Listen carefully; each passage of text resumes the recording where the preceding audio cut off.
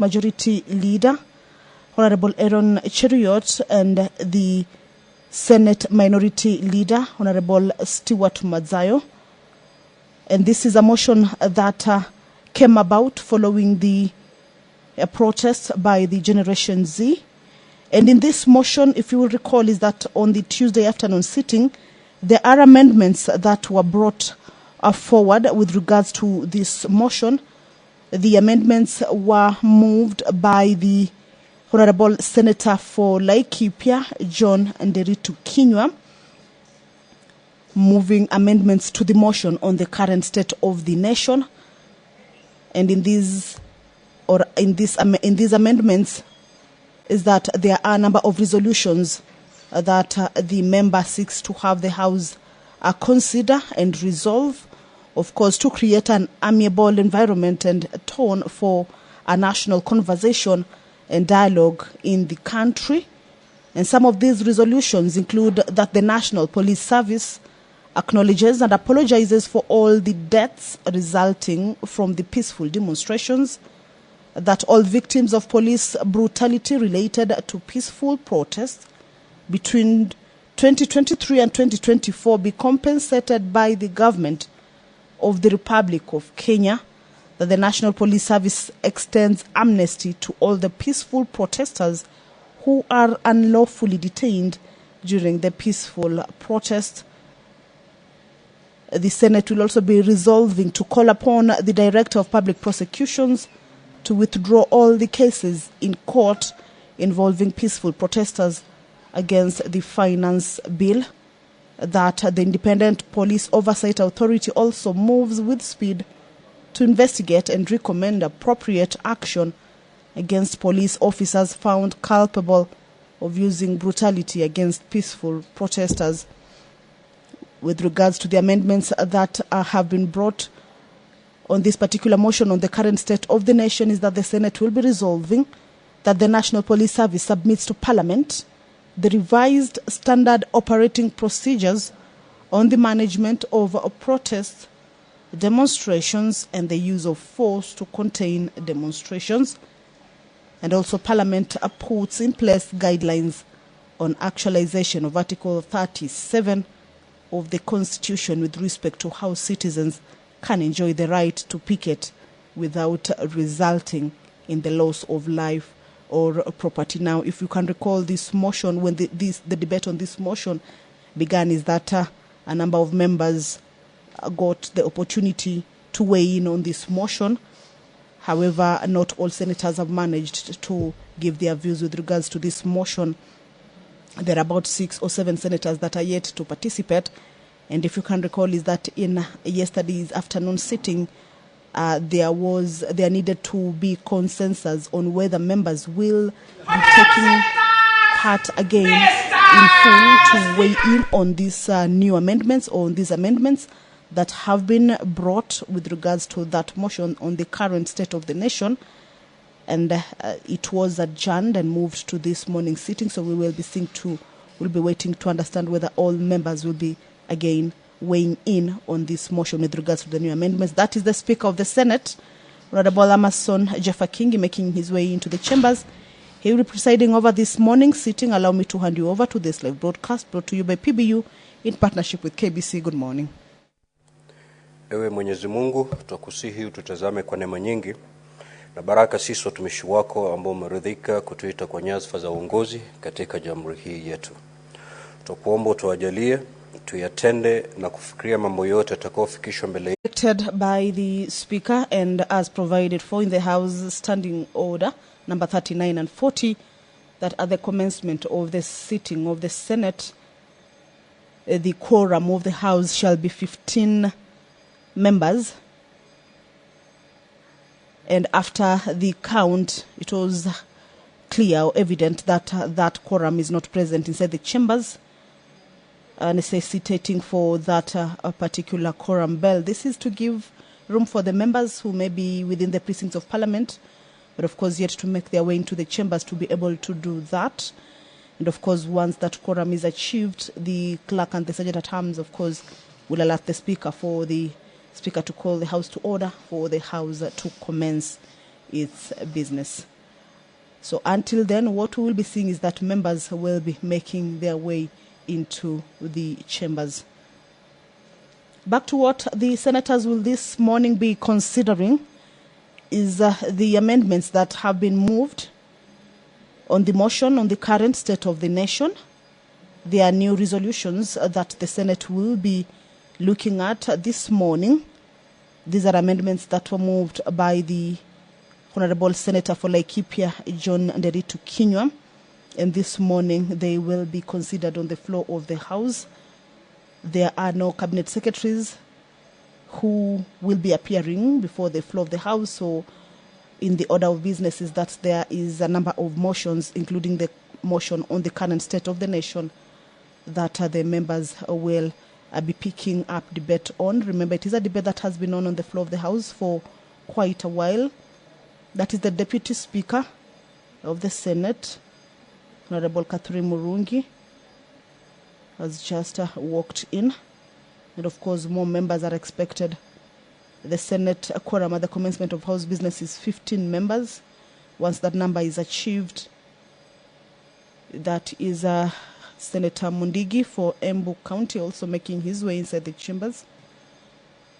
On the current state of the nation, a motion that this morning members will be weighing in on is that the second resolution is that they will be directing, or the Senate directs a number of the select committees, or a number of select committees of the Senate to urgently engage relevant stakeholders, including members of the public, and consider on a number of issues. These issues include the public debt and public finance management,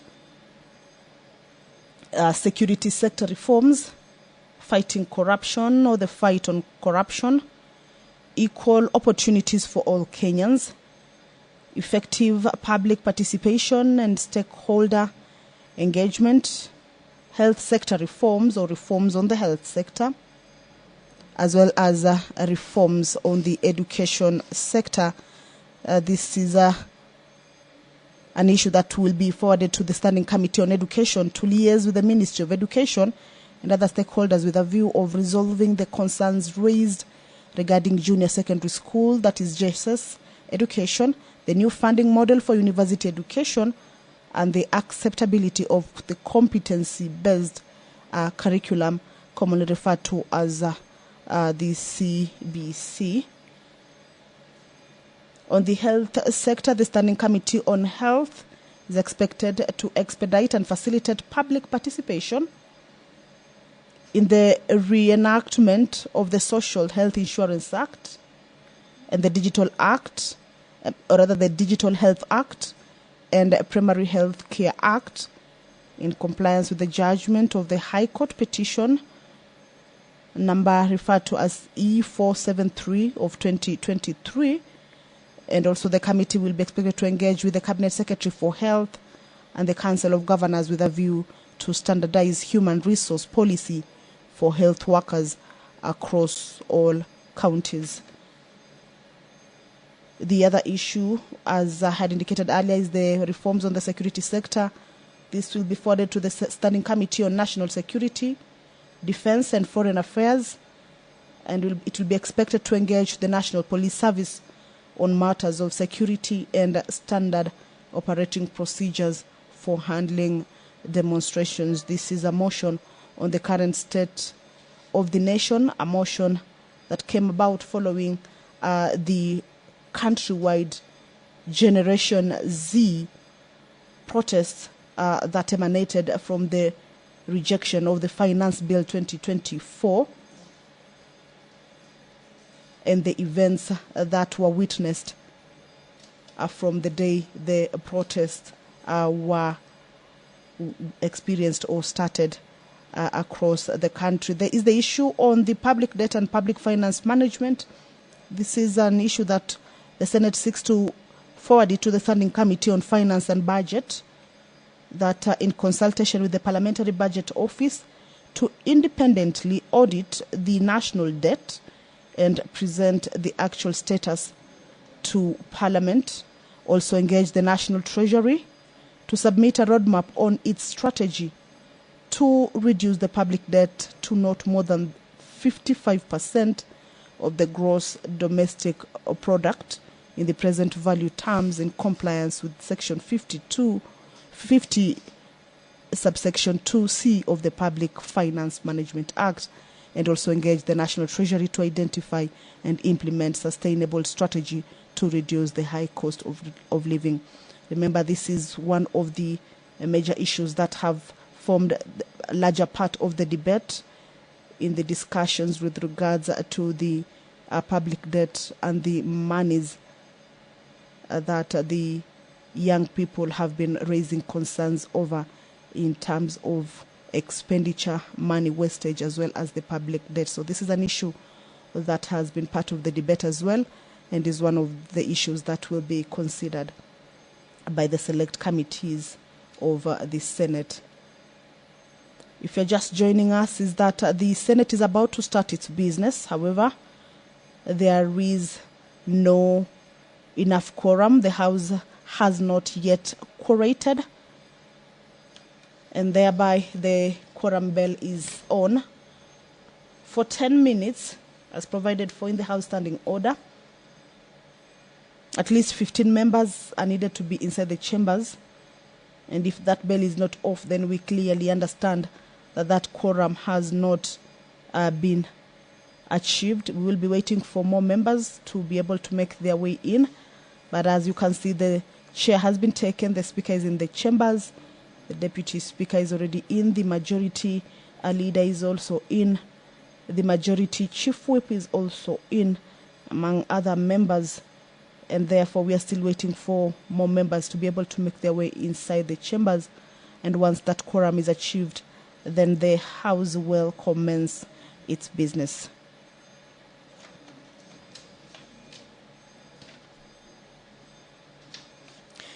Debate on the report of the Standing Committee on Health on the inquiry into the alleged irregularities in the procurement of long-lasting insecticide-treated nets at the Kenya Medical Supplies Authority. This is a motion that is moved by the chairperson, Standing Committee on Health. Is also part of the business or the motions that are lined up for consideration this morning.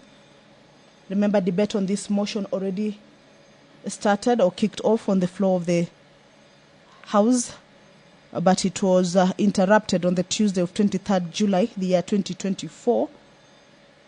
And if the members get to this particular business, then it will be a resumption of an interrupted debate that had already started on the floor of the House. The report with regards to that was laid on the table of the Senate on Wednesday, the 8th, the month of May, the year 2024. So that is part of the business that the members of the Senate will be resuming debate on once the business of the House starts. That is the clerk trying to see whether the House has achieved the quorum bell. The 10-minute has lapsed.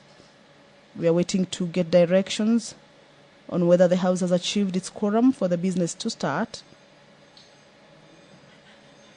There is a directive of another 5-minute quorum bell that clearly indicates that the House has not yet been able to achieve the required number of members. We only need at least 15 members.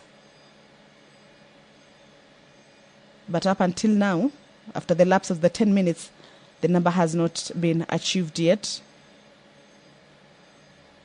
Of course, we can see members inside the chambers, but those are less than 15, which is the number that is required for the commencement of the House business when the Senate sitting begins or commences.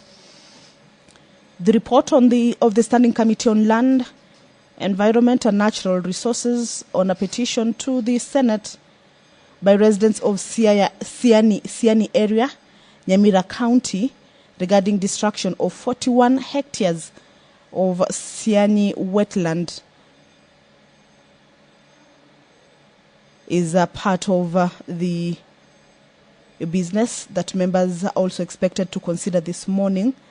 This is a motion that is moved by the Chairperson Standing Committee on Land, Environment and Natural Resources, and the committee will be seeking to have the House adopt that report of the committee with regards to the petition to the Senate by the resident of Siani area, the county of Nyamira, regarding destruction of 41 hectares of Siani wetland. This is a report that was laid on the table of the Senate on Tuesday, the 23rd of July, the year 2024.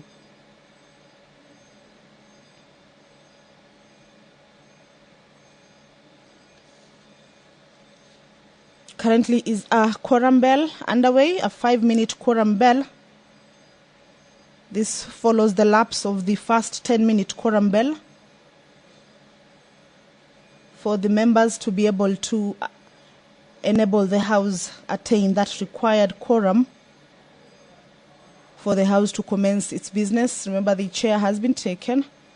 That is, the Speaker is inside the chambers with a few members, but the members present do not quorate to 15, which is what is needed for the House to commence its business. Senate sitting on the Wednesday morning begins exactly at 9:30. But if the House does not have the required number of members, then that would call for that quorum bell to enable the members to be able to make their way into the chambers. Remember, if the quorum is not achieved as provided for in the House Standing Order, then the House can be adjourned until the next sitting. And of course, we will be waiting to see the directions that the Speaker will give after the lapse of the 5 minutes. Hopefully, the House will have achieved that required number. We have seen the Majority Chief Whip, Honorable Bonnie Halwale, who's also the Senator for Kakamega. He must have stepped out to whip the members to be able to get into the chambers for the House to continue with its business. You will remember that it is a Wednesday, that on normal occasions cabinet secretaries usually appear before the chambers to respond to various concerns that are raised by the members. That is usually referred to as question time. But owing to the current situation where the cabinet was dismissed, then that has been put aside for a while until when the cabinet is constituted and there are cabinet secretaries to be able to be asked or invited to appear before the Senate chamber. So this morning there are a number of motions that with regards to the business the members will be able to be considering. The other motion is on the report of the Select Committee on County Public Investments and Special Funds on its consideration of the audit reports of the water service providers for the year ended 30th June 2019, 30th June 2020, and 30th June 2021. These are 3 consecutive years, and it is a motion that is moved by the Chairperson Committee on County Public Investment and Special Funds.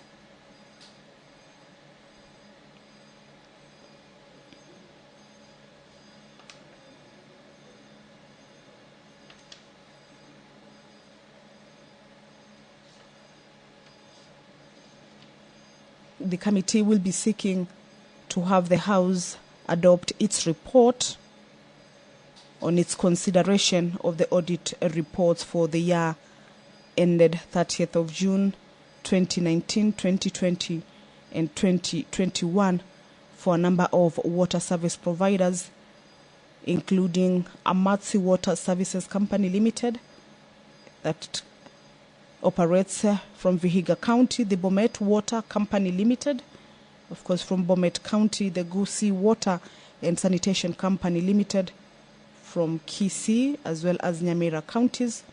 The Kisumu Water and Sanitation Company Limited from Kisumu County, Kwale Water and Sewerage Company Limited from Kwale County, and the Nyeri Water and Sanitation Company Limited from Nyeri County.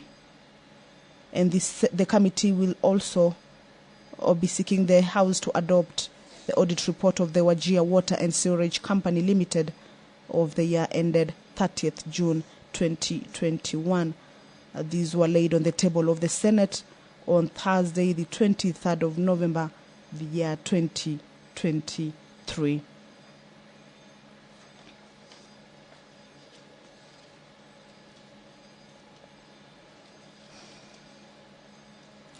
The House is waiting to achieve the quorum. I understand that the quorum has been achieved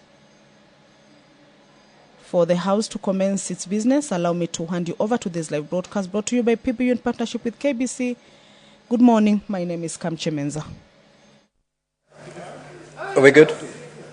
Order, Honorable Senators, we do have quorum now, so we'll proceed with today's business. Clerk, proceed to call the first order, please.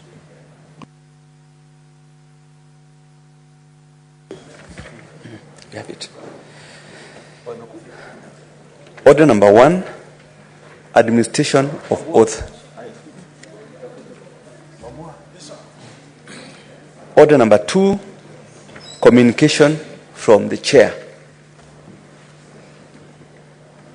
Order number 3, messages. Order number 4, petitions. Order number 5, papers. Order number 6, notices of motion. The Chairperson, Standing Committee on Finance and Budget. Bonnie, Senator, you may proceed to give notice.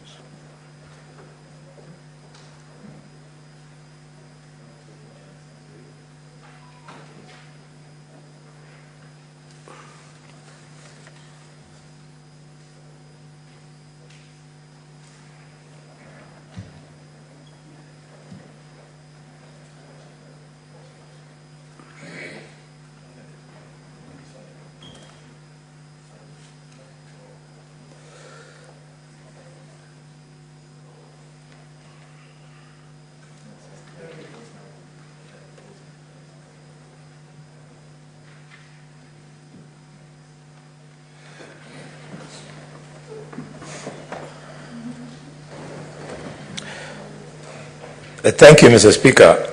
Mr. Speaker, on behalf of the Chairman of the Standing Committee on Finance and Budget, I wish to give notice of the following motion.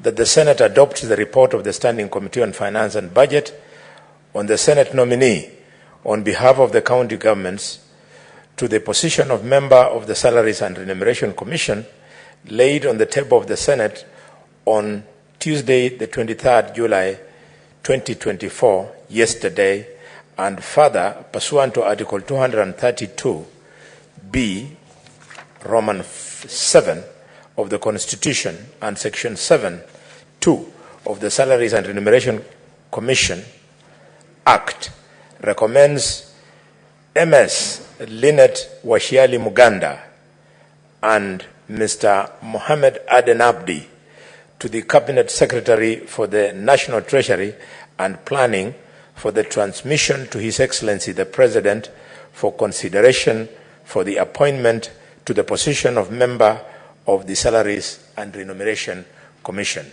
I thank you, Mr. Speaker. Next order.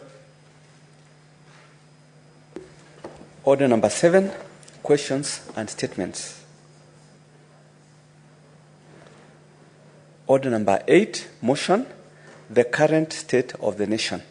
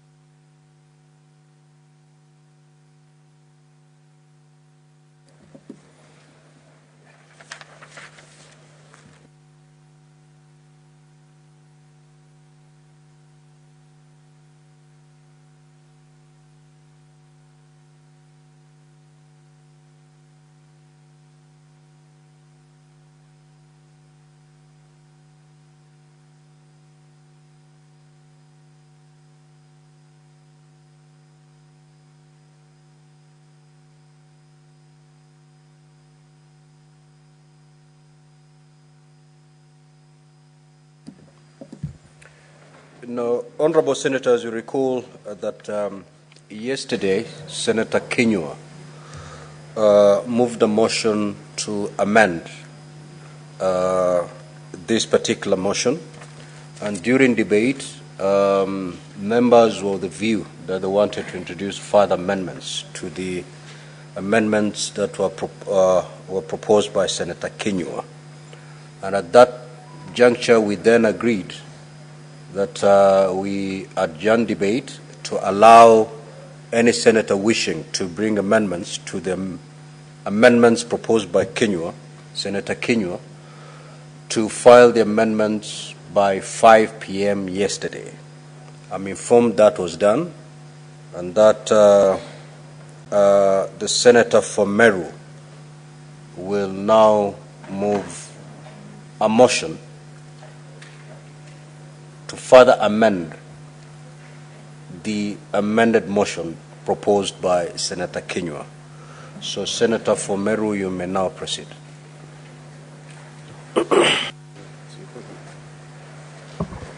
Mr. Speaker, sir, I beg to move further amendments to the amendment by Senator John Kinyua, MP, to the motion as follows. That the amendments be further amended as follows. A, public debt and public finance management. The Standing Committee, in paragraph 2A, by inserting the following subparagraphs after paragraph 3. The Standing Committee on Justice, Legal Affairs and Human Rights, 1, repeals Section 2 and 12A of the National Government and Administration Laws Amendment Act that establishes chief administrative secretaries. Number 2, introduce a legislation to cap the number of principal secretaries appointed pursuant to Article 155 of the Constitution of Kenya. And 3, establish a legal mechanism for merger of parastatals and state agencies that perform duplicate functions with a view to achieve a lean government. On the same public debt and public finance management, number 2, Mr. Speaker, by deleting paragraph 2B and substituting therefore the following. B, security sector reforms. The Standing Committee on National Security, Defense and Foreign Affairs, 1, engages with the National Police Service on matters of security and standard operating procedures for handling demonstrations. 2, engages the government to compensate all persons whose property, both movable and immovable, were damaged or lost due to the demonstrations. And 3, engages the National Police Service to fast-track insurance compensation to police officers who either lost their lives or suffered injuries as a result of the demonstrations. And 4, engages with the Directorate of Criminal Investigations to have investigations undertaken to ascertain the identity of persons or organizations funding and coordinating violence during protests and demonstrations in the country. And number 3, by deleting paragraph 2D and substituting therefore the following. D, equal opportunities for all Kenyans. The Standing Committee on National Cohesion, Equal Opportunity and Regional Integration, 1, engages the Public Service Commission and the National Cohesion and Integration Commission to audit the state of employment in the public service, including county governments, and propose strategies to adhere to meritocracy, equality, and equity of opportunities across the public service, as espoused in Article 232 of the Constitution on the values and principles of public service, and engages the Public Procurement Regulatory Authority to audit compliance with the Section 53(6) of the Public Procurement and Assets Disposal Act by all public procurement entities, with a view to establish a roadmap to ensure compliance of the same provisions of the Act. Mr. Speaker, these are the further amendments to the further amendments by Senator John Kinyua, which was canvassed yesterday. And at this juncture, I wish to request the Senator for Kitui, Honorable Kubua, to second the motion as amended. Thank you.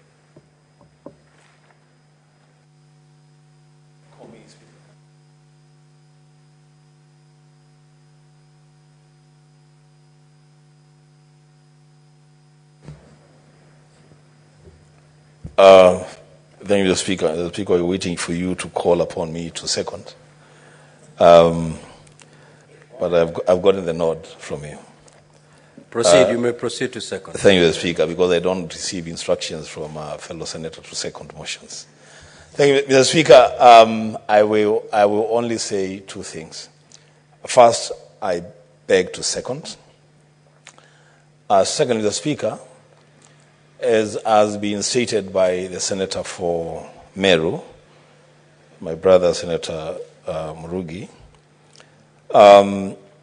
Speaker, these amendments to the amendments brought by Senator Kenyo yesterday have been widely canvassed and agreed upon. And the reason for bringing further amendments to the initial amendments is to try as much as possible to carry everyone on board so that we move with this motion as the Senate of the Republic of Kenya without undue regard to political parties' affiliations.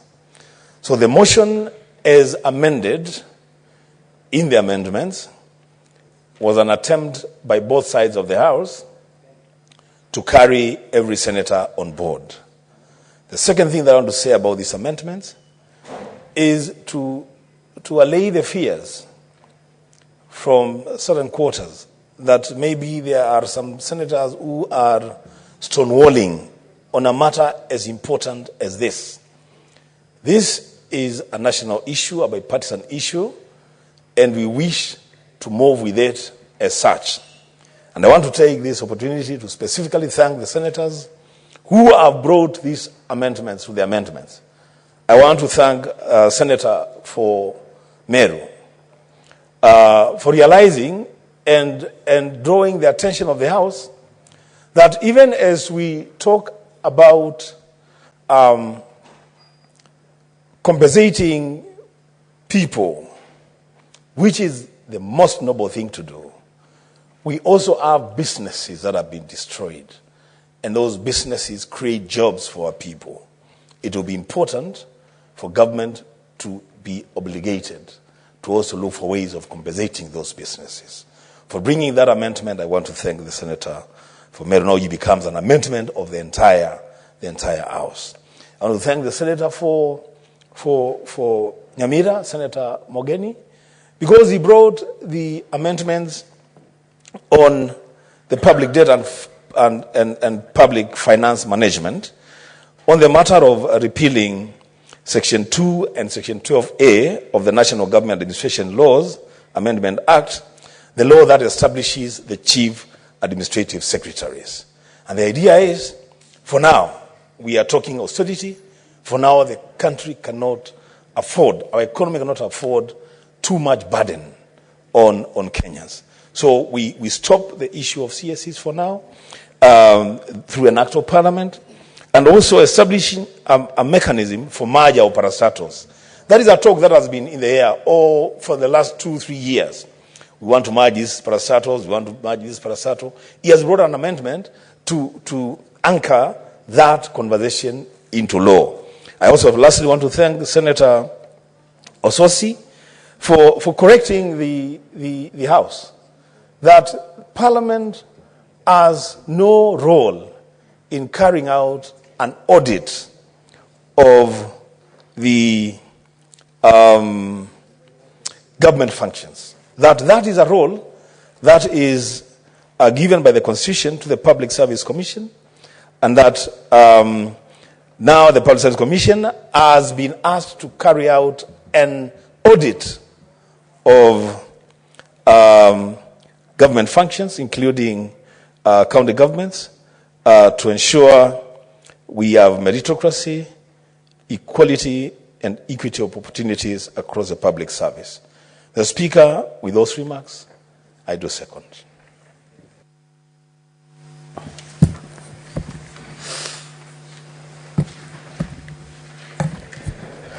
Now, honorable senators, I'll now proceed to propose the question, which is that the motion on proposed amendment by Senator Kinyua be further amended as follows. A, public debt and public finance management. In paragraph 2A, by inserting the following subparagraphs after paragraph 3.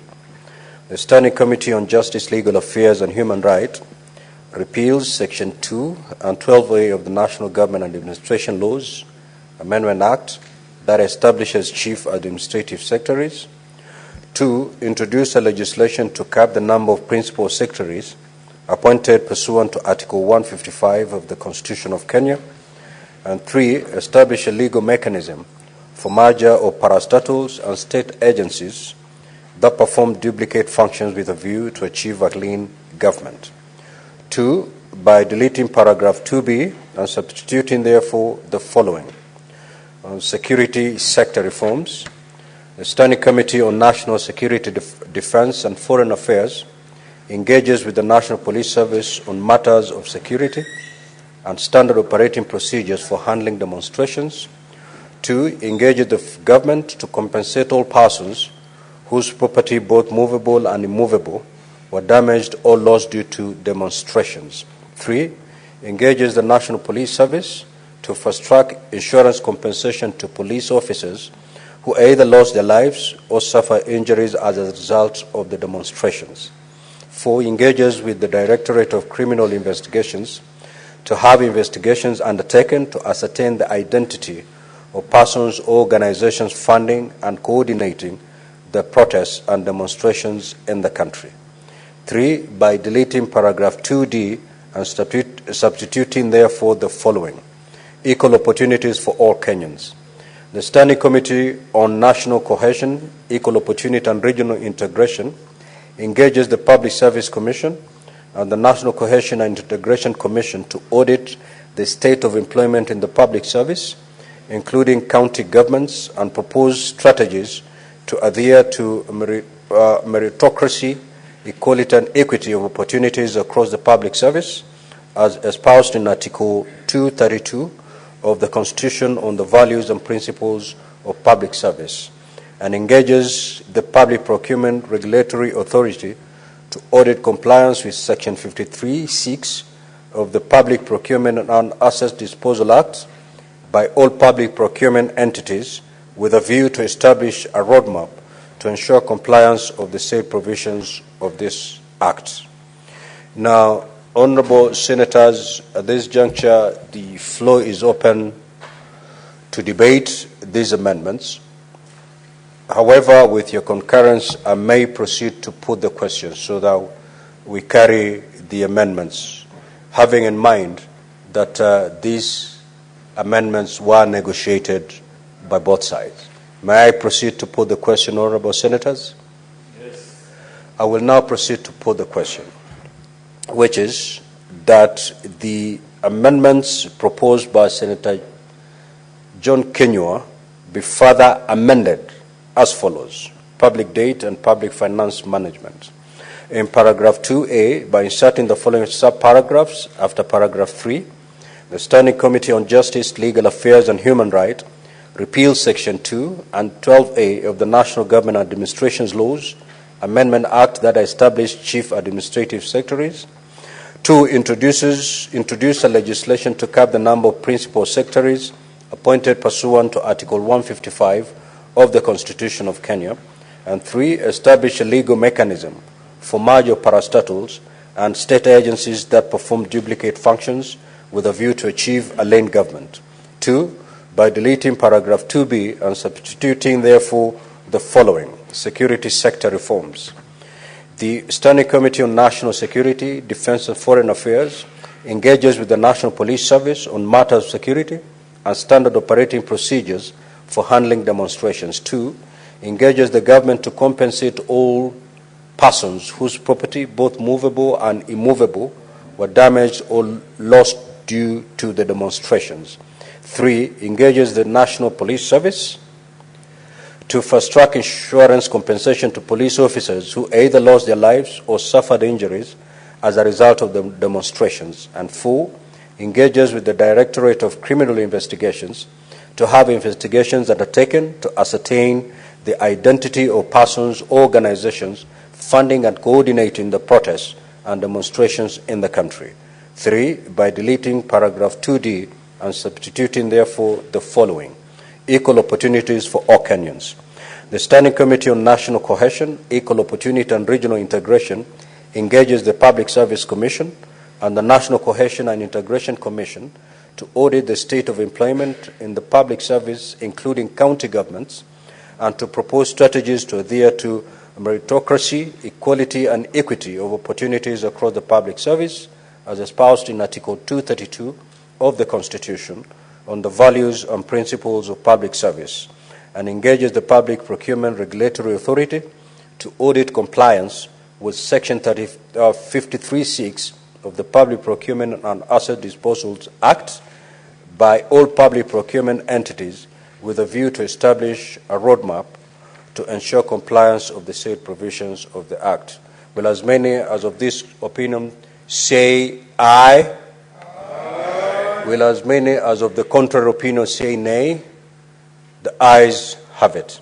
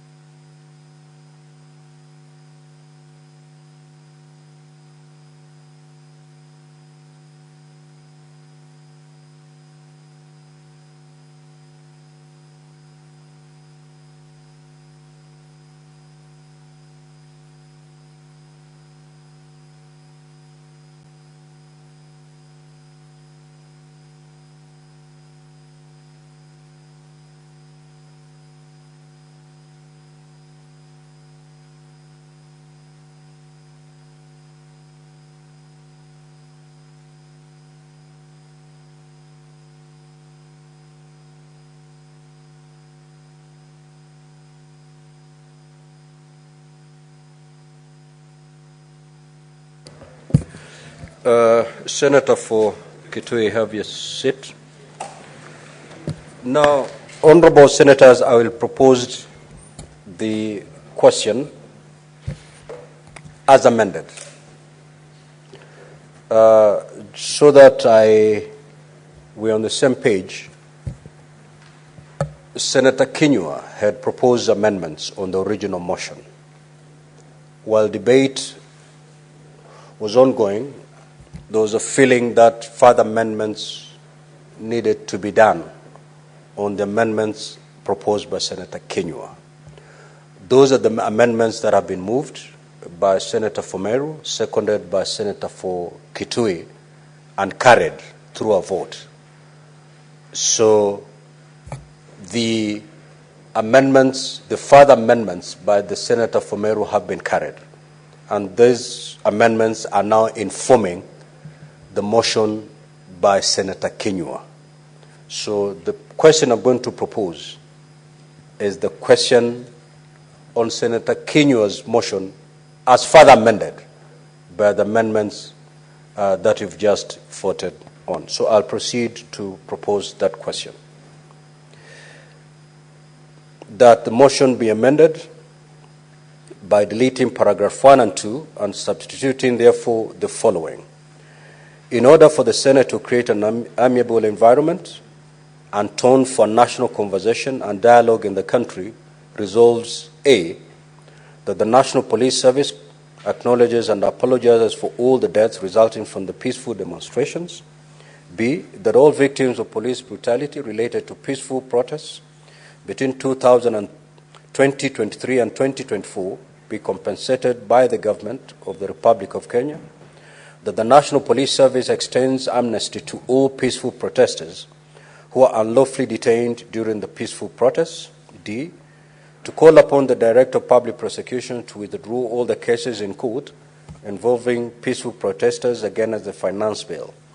That the Independent Police Oversight Authority moves with speed to investigate and recommend appropriate action against police officers found culpable of using brutality against peaceful protesters.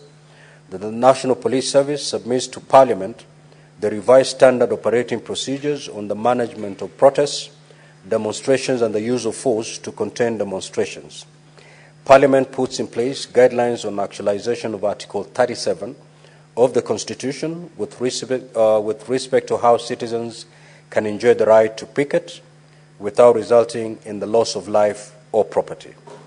Direct the following select committees of the Senate to urgently engage relevant stakeholders, including members of the public, and consider on the following issues. 1, public debt and public finance management.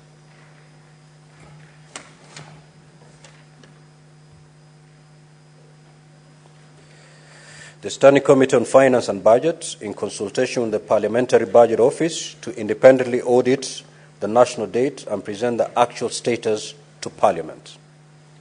Engages the National Treasury to submit a roadmap on the strategy to reduce the public debt to not more than 55% of the gross domestic product in present value terms, in compliance with Section 52C of the Public Finance Management Act, and engages the National Treasury to identify and implement sustainable strategies to reduce the high cost of living. In paragraph 2A,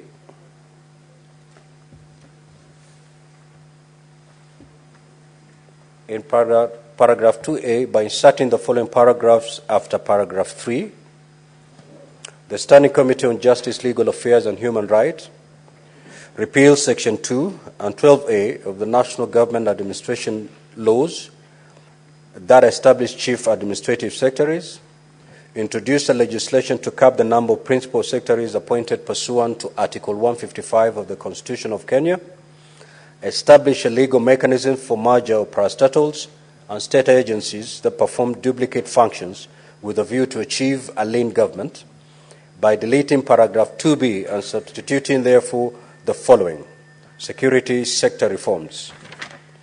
The Standing Committee on National Security, Defense and Foreign Affairs engages with the National Police Service on matters of security and standard operating procedure for handling demonstrations, engages the government to compensate all persons whose property, both movable and immovable, were damaged or lost due to the demonstrations, engages the National Police Service to fast-track insurance compensation to police officers who either lost their lives or suffered injuries as a result of the demonstrations, engages with the Directorate of Criminal Investigations to have investigations undertaken to ascertain the identity of persons or organization funding and coordinating the violence, protests and demonstrations in the country. 3, by deleting paragraph 2D and substituting therefore the following: equal opportunities for all Kenyans. The Standing Committee on National Cohesion, Equal Opportunity and Regional Integration engages the Public Service Commission and the National Cohesion and Integration Commission to audit the state of employment in the public service, including county governments, and propose strategies to adhere to meritocracy, equality and equity of opportunities across the public service, as espoused in Article 232 of the Constitution and the values and principles of public service, and engages the Public Procurement Regulatory Authority to audit compliance with Section 53(6) of the Public Procurement and Asset Disposals Act by all public procurement entities with a view to establish a roadmap to ensure compliance of the said provisions of the Act. Fighting corruption. The Standing Committee on Justice, Legal Affairs and Human Rights engages the Ethics and Anti-Corruption Commission on matters corruption and action to be taken to scale up efforts to deal with corruption, especially in county governments. Effective public participation and stakeholder engagement.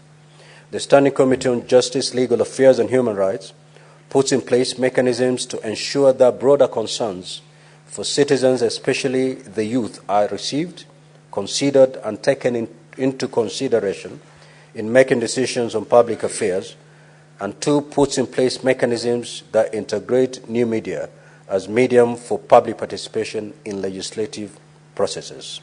Health sector reforms. The Standing Committee on Health to expedite and facilitate public participation in the reenactment of the Social Health Insurance Act, the Digital Health Act, and the Primary Health Act in compliance with the judgment of the High Court petition number E473 of 2023, and engage with the Cabinet Secretary for Health and the Council of Governors with a view to standardize human resource policy for health workers across all counties. Education sector reforms.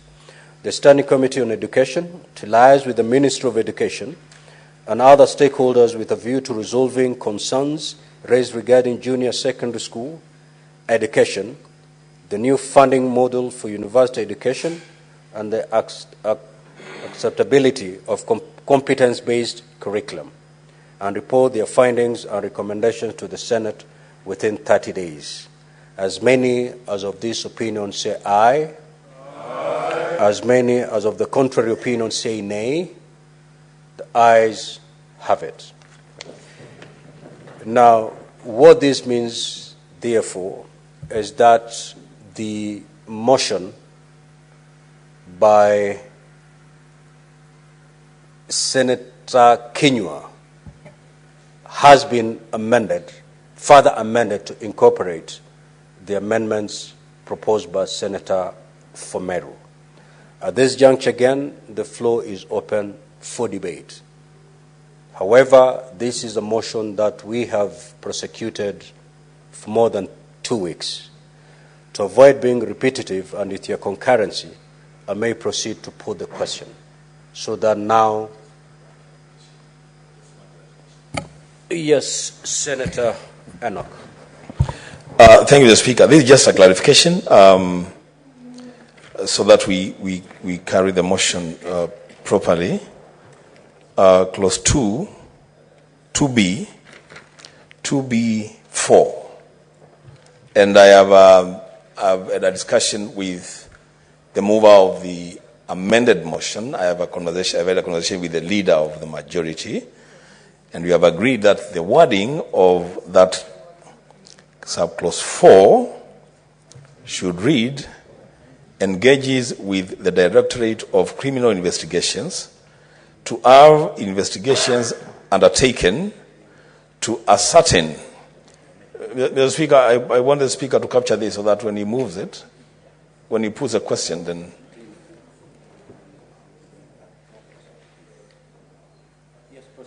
Thank you, Speaker. So engages with the Directorate of Criminal Investigations to have investigations undertaken to ascertain the identity of persons or organizations funding and coordinating violence during protests and demonstrations in the country.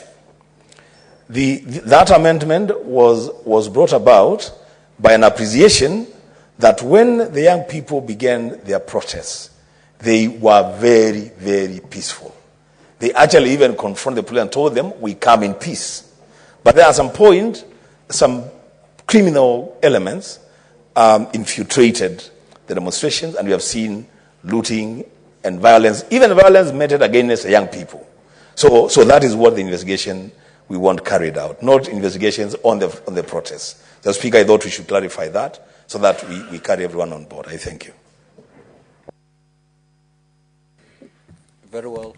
Senator Fameru, that was your upshot of the amendments. Was that the spirit of the amendments? Honorable Speaker, on this part 4, this was not my amendment. I think it was from Senator Chute. You know, all these amendments are incorporated on all the amendments.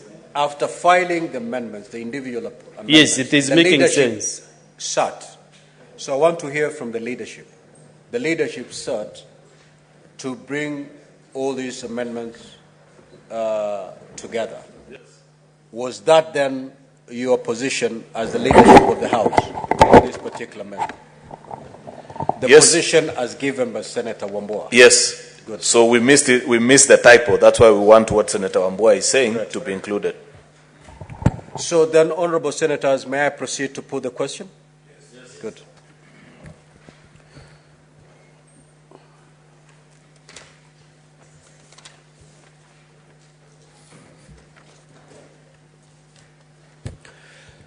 I will now proceed to put the question, which is that the motion be amended by deleting paragraph 1 and 2 and substituting therefore the following. In order for the Senate to create an amiable environment and tone for the national conversation and dialogue in the country, resolves as follows: that the National Police Service acknowledges and apologizes for all the deaths resulting from these peaceful demonstrations, that all victims of police brutality related to peaceful protests between 2023 and 2024 be compensated by government of the Republic of Kenya, that the National Police Service extends amnesty to all the peaceful protesters who are unlawfully detained during the peaceful protests, to call upon the Director of Public Prosecutions to withdraw all cases in court involving peaceful protesters against the Finance Bill, that the Independent Police Oversight Authority moves with speed to investigate and recommend appropriate action against police officers found culpable of using brutality against peaceful protesters, that the National Police Service submits to Parliament the revised standard operating procedures on the management of protests, demonstrations, and the use of force to contain demonstrations. The Parliament puts in place guidelines on actualization of Article 37 of the Constitution with respect to how citizens can enjoy the right to picket without resulting in the loss of life and property.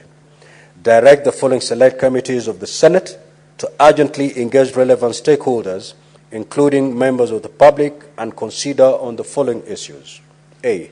Public debt and public finance management.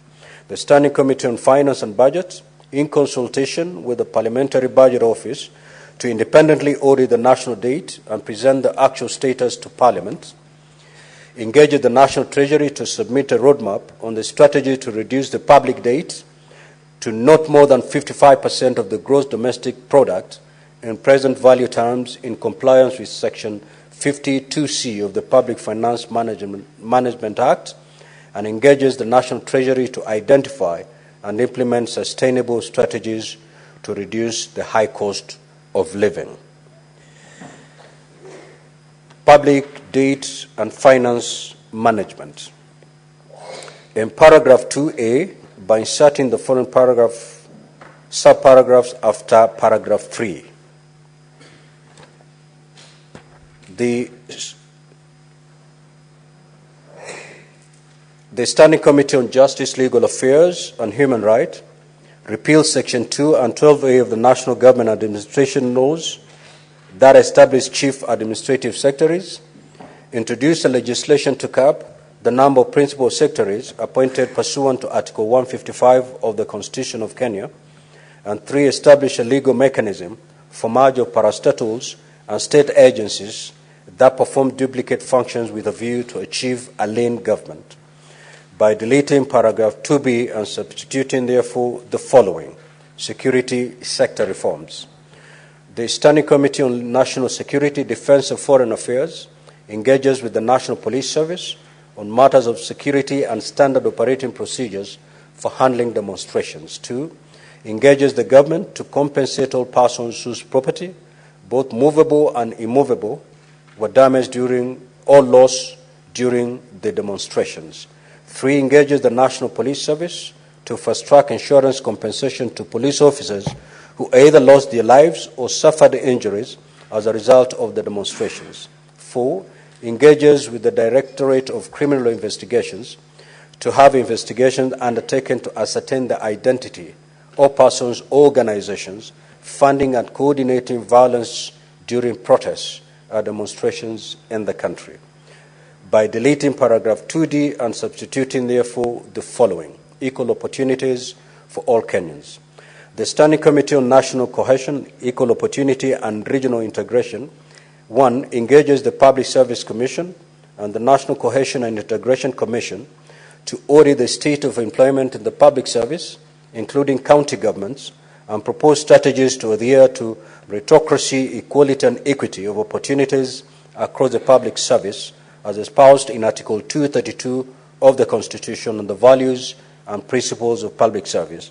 And 2, engages the Public Procurement and Regulatory Authority to audit compliance with Section 53(6) of the Public Procurement and Asset Disposals Act by all public procurement entities, with a view to establish a roadmap to ensure compliance of the said provisions of the Act. Fighting corruption.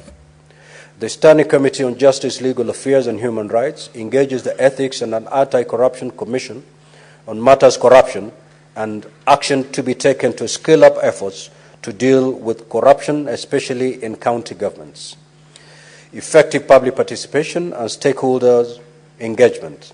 The Standing Committee on Justice, Legal Affairs and Human Rights puts in place a mechanism to ensure that broader concerns for citizens, especially the youth, are received, considered, and taken into consideration in making decisions on public affairs, and 2, puts in place mechanisms that integrate new media as a medium for public participation in legislative processes.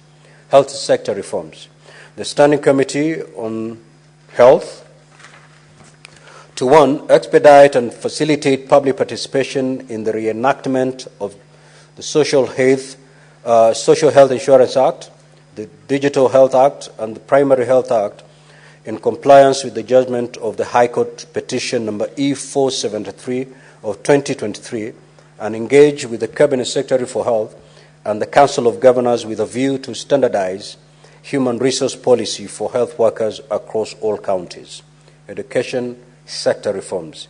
The Standing Committee on Education to liaise with the Ministry of Education and other stakeholders with a view to resolving the concerns raised regarding the junior secondary school education, the new funding model for university education, and the acceptability of competence-based curriculum, CBC, and report their findings and recommendation to the Senate within 30 days. Will as many as of that opinion say aye? Aye. Will as many as of the contrary opinion say nay? The ayes have it. What this therefore means is that the original motion has now been amended to incorporate the amendments both by the Senator for Meru and the Senator for Laikipia.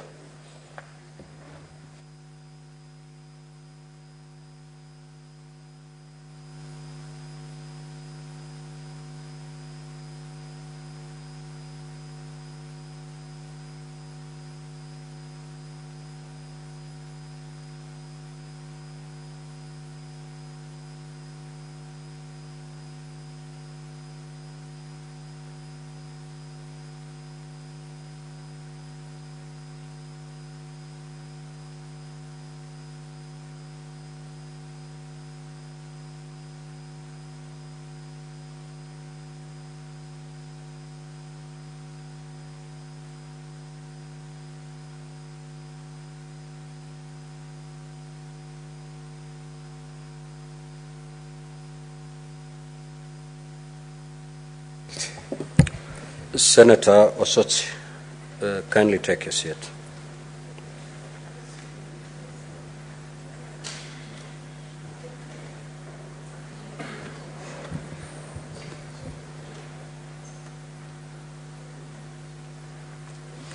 So, Senator, have your seat where you are.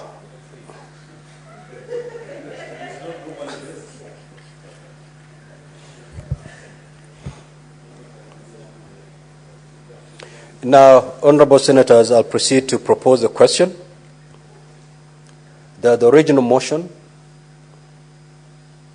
as amended.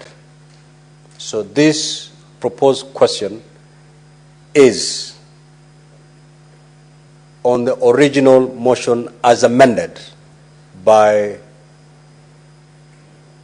Senator Kinyua and the Senator for Meru, which is recognizing the state of the nation at this moment, the ongoing protests following the passing of the Finance Bill, National Assembly Bills number 30 of 2024, on the 25th of June 2024 by the National Assembly, the loss of lives, maiming and loss of property that has been occasioned following these protests, cognizant that pursuant to Article 115(1)(b) of the Constitution, His Excellency, the President of the Republic of Kenya, declined to assent to the bill and referred it back to the National Assembly with recommendations to delete all clauses of the bill, acknowledging that the conversation on the Finance Bill has triggered the broader important public conversation on the question of the high cost of living, juxtaposed against the wasteful expenditure in all public institutions, including Parliament, further acknowledging the issues raised by the youth and other members of the public to do with corruption, impunity, incompetence within state and public appointments, opulent lifestyles of public officers, unemployment and high cost of living, amongst other issues bedeviling the economy. Now, therefore, the Senate, one, in order for the Senate to create an amiable environment and tone for a national conversation and dialogue in the country, resolves as follows. A, that the National Police Service acknowledges and apologizes for all the deaths resulting from the peaceful demonstrations. B, that all victims of police brutality related to peaceful protests between 2023 and 2024 be compensated by the government of the Republic of Kenya. C, that the National Police Service extends amnesty to all the peaceful protesters who are unlawfully detained during the peaceful protests. D, to call upon the Director of Public Prosecutions to withdraw all the cases in court involving peaceful protesters against the Finance Bill. E, that the Independent Police Oversight Authority moves with speed to investigate and recommend appropriate action against the police officers found culpable of using brutality against peaceful protesters. F, that the National Police Service submits to Parliament the revised standard operating procedures on the management of protests, demonstrations, and the use of force to contain demonstrations. And G, Parliament puts in place guidelines on actualization of Article 37 of the Constitution with respect to how citizens can enjoy the right to picket without resulting in the loss of life or property. 2, direct the following select committees of the Senate to urgently engage the relevant stakeholders including members of public, and consider on the following issues: public debt and public finance management. The Standing Committee on Finance and Budget, in consultation with the Parliamentary Budget Office, to independently audit the national debt and present the actual status to Parliament.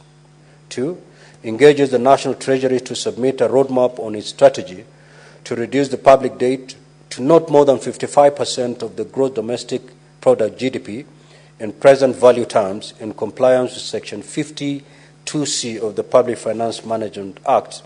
And 3, engages the National Treasury to identify and implement sustainable strategies to reduce the high cost of living.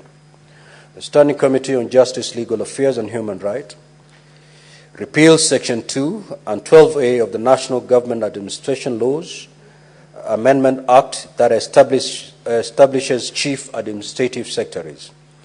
Introduce a legislation to cap the number of principal secretaries appointed pursuant to Article 155 of the Constitution of Kenya, and establish a legal mechanism for merger of parastatals and state agencies that perform duplicate functions with a view to achieve a lean government.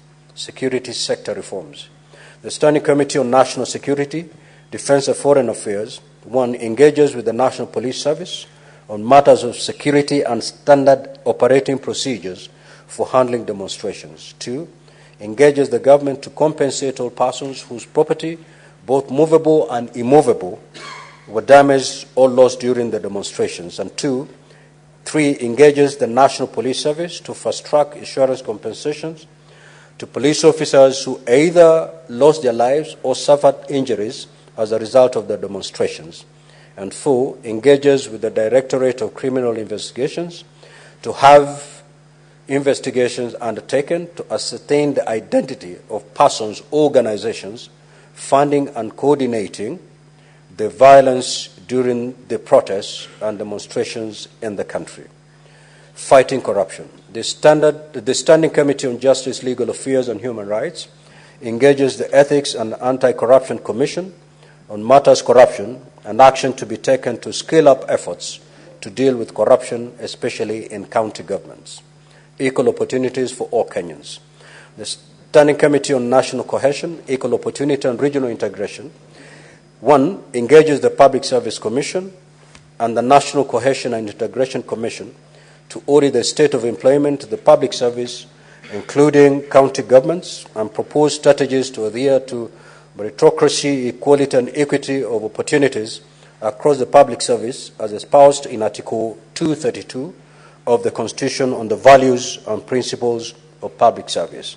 And 2, engages the Public Procurement Regulatory Authority to audit compliance with Section 53(6) of the Public Procurement Act and assets disposal by all public procurement entities with a view to establish a roadmap to ensure compliance of the said provisions of the Act. Effective public participation and stakeholder engagement. The Standing Committee on Justice, Legal Affairs and Human Rights puts in place mechanisms to ensure that broader concerns for citizens, especially the youth, are received, considered, and taken in consideration in making decisions on public affairs. And 2, puts in place mechanisms that integrate new media as a medium for public participation in legislative processes. Health sector reforms. The Standing Committee on Health to expedite and facilitate public participation in the reenactment of the Social Health Insurance Act, the Digital Health Act, the Primary Health Care Act, in compliance with the judgment of the High Court petition number E473 of 2023, and 2, engage with the Cabinet Secretary for Health and the Council of Governors with a view to standardize human resource policy for health workers across all counties. Education sector reforms. The Standing Committee on Education to liaise with the Ministry of Education and other stakeholders with a view to resolving the concerns raised regarding junior secondary school GSSS education, the new funding model for university education, and the acceptability of competence-based curriculum, CBC, and report their findings and recommendation to the Senate within 30 days. Now, the floor is open. Honorable Senators I know all of you, save for Senator Matinga, contributed to this motion. So I will allow Senator Matinga to take the floor.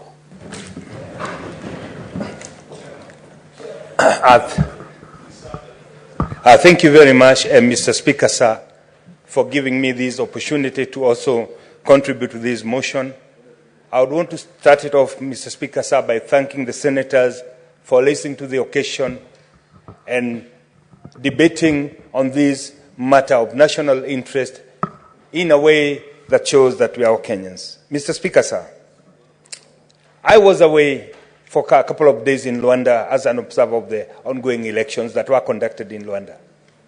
What impressed me, Mr. Speaker, sir, about the Luandese people, as we were going on our duty and we were asking people of Rwanda who they are going to elect, the question of which community do you come from, they answered it with the answer, that was an ancient approach. Mr. Speaker, sir, how I wish that this country of ours would look at tribalism as an ancient approach that has nowhere in the history of this country. Mr. Speaker, sir, on the onset, let me start by passing my condolences to everybody who lost life in the demonstrations, and also my sympathy to those whose property were damaged by some of the people who were taking part or who took advantage of the demonstrations to destroy people's property. Mr. Speaker, sir, I want today to speak as a father, as a head of a family, and most importantly, as a father who have two Gen Zs in the house. I would want to apologize to the Gen Zs in this country because, Mr. Speaker, sir, we have for too long been obsessed with futuristic approach about a nation that we want to build without taking on board the considerations, the thinking, understanding of the Gen Zs. Mr. Speaker, sir, it is the high time that we as a country start talking to each other, listening to what we are saying, and knowing that this country, if this country goes down, it would go down with all of us. As I support this motion, Mr. Speaker, sir, and commend all the members who have filled their opinion, who have taken time to deliberate and to debate on this so that we can come with a holistic approach that will change this country for better, I would want to say that, Mr. Speaker, it is important that we also know that we have a robust constitution which anchors and which has envisaged a country that will be free for us, all of us. Mr. Speaker, sir, it is not lost to us that some people have taken advantage of that. Corruption has eaten into the very future that we've been talking about. We know, especially in the county government, Mr. Speaker, sir, and also in the national government, that the procurement procedures, which had envisaged 30% of the opportunities to be given to young people, people living with a disability, and to women, that has gone unnoticed because people have taken advantage. Mr. Speaker, sir, in 1954, Kenya established ICDC, which had foreseen a situation whereby young people who come with ideas, they would get finance, they would get incubated, and most important, Mr. Speaker, sir, they would get experts who would guide them in their way of investment.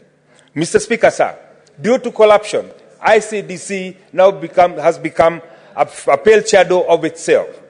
This, Mr. Speaker, has denied our youth the opportunity to get engaged in the business opportunities that come with the government because the demands and the requirements of the procurement rules are crafted in such a way that a young person is not able to access loans or facilities in the bank because of the collaterals that they demand. Mr. Speaker, sir, it is very interesting and indeed very promising to see that the equal opportunities for all Kenyans is now being spoken about again. However, Mr. Speaker, sir, as we are doing this, we must take up the challenge when we are procuring to ensure that we put the right infrastructure in place so that even the young generation can be able to engage in the business with the county governments and the national government. This, Mr. Speaker, sir, cannot be achieved in the banking rules and the regulation that we have in this country, whereby for you to be able to access collateral, to access our credit facility, you need a collateral in form of movable, immovable assets. Mr. Speaker, sir, we know that the issue of land in Kenya remains as emotive as it was 60 years ago. We know that it is still the grandparents and the parents who own these pieces of land, and they will not be willing to give the title deeds to their children to secure the collateral loans that they will need. Therefore, Mr. Speaker, we must, as we are looking at these equal opportunities, as we are implementing that, we must still look at the requirements so that now even the younger generation can be able to access those opportunities without requiring them to the performance board to give bank guarantees which they cannot access because they do not have even bank accounts. Mr. Speaker, sir, today is a day that we would want to say that the demonstrations that have been going on, mainly triggered by the finance bill, have shown us that the problem we have in this country was greater than the finance bill. Mr. Speaker, sir, we know some people have not shied off from using tribalistic approach to settle political scores. We know, Mr. Speaker, sir, some people, most of them politicians, have used this opportunity so that they can push their own agenda.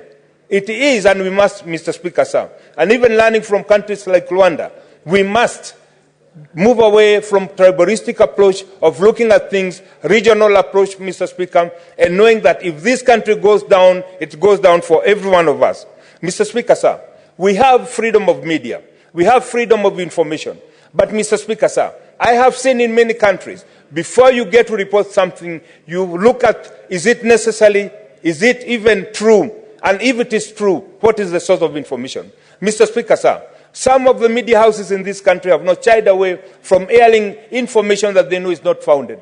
And I want to quote the words of George Bush when Americans were hit by the terrorists. He told CNN, if America goes down, CNN will go down with it. I want also to tell the media houses, if Kenya goes down, even the media houses will go down with it. It is therefore imperative, Mr. Speaker, sir, that we become nationalistic enough, that we become patriotic enough, knowing that this country, we do not have a spare country. Mr. Speaker, sir, for us all, and especially as a political class, we saw during that day when the parliament was invaded, when we all went to the Bunge Towers, we were all shaken, we were all scared, and at that particular moment, we all feared for our life, Mr. Speaker. Moving forward, Mr. Speaker, sir, it is important that when we are talking about issues of national interest, we ask ourselves, where are we going to leave this country?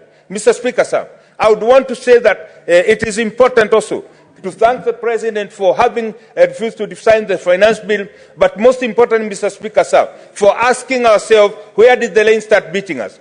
Mr. Speaker, sir, some of the things that we've done, including overborrowing, overcommitting the country, we know that the balance sheet of this country cannot accommodate any more loans. And therefore, Mr. Speaker, sir, it is imperative that we look at things that we must do to ensure that this country moves closer to having a balanced budget. Mr. Speaker, sir, I know that most of us, especially the political class, will not shy away from saying things that they think are populist without minding whether they are true.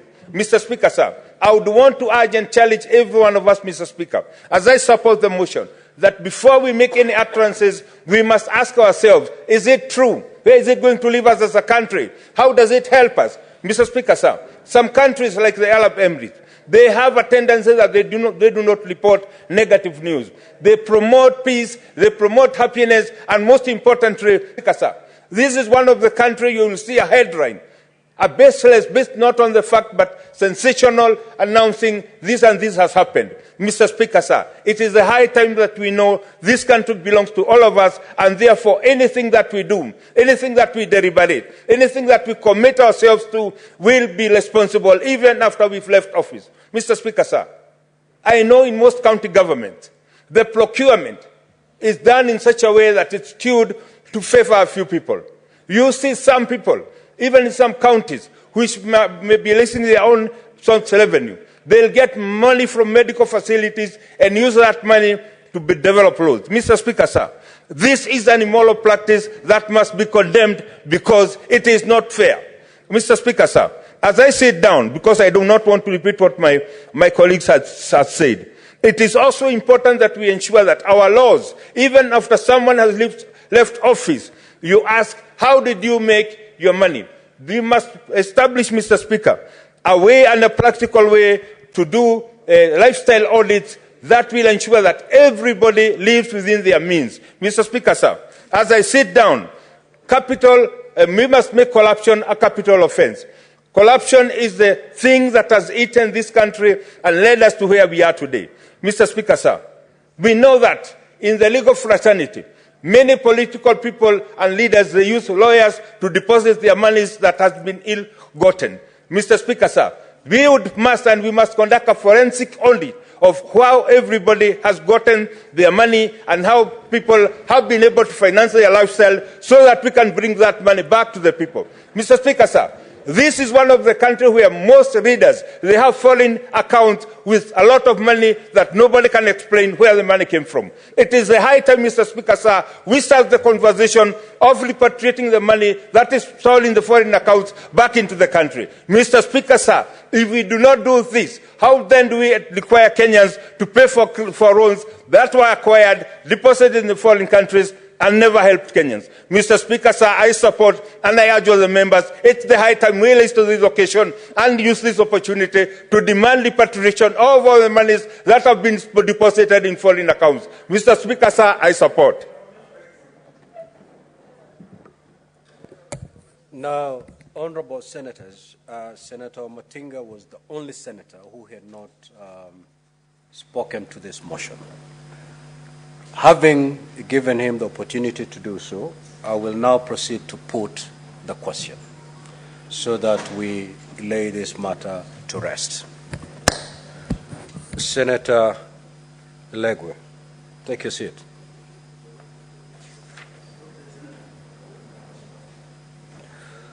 Sorry, the mover, before I put the question, I can see the mover is quite alert. May the mover proceed to reply.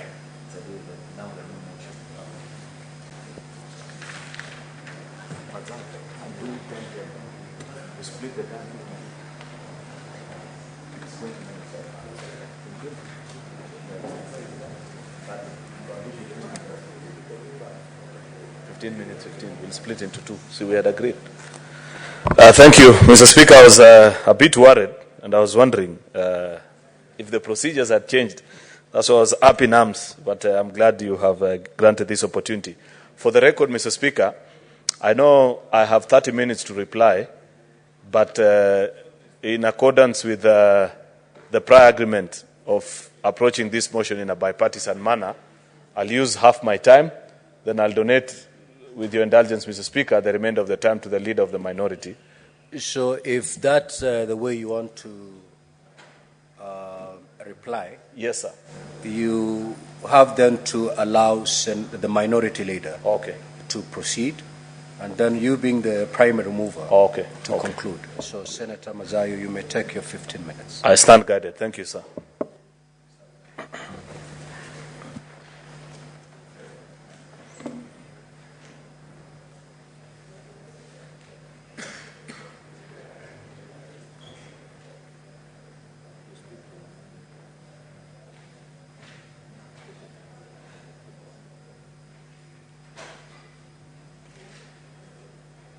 And Senator Mazayo, you need not take the entire 15 minutes. You can even do it in 1 minute or 2 minutes. You have maximum of 15 minutes, but you need not take the entire 15 minutes.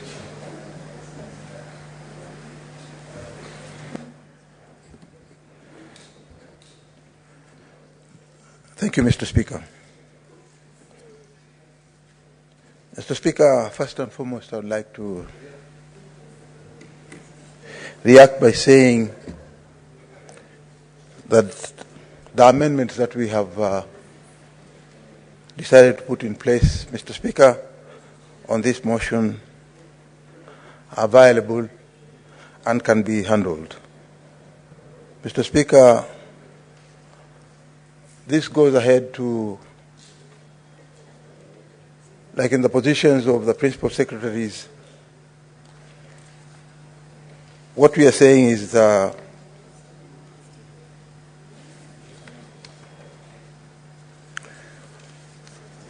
Committee for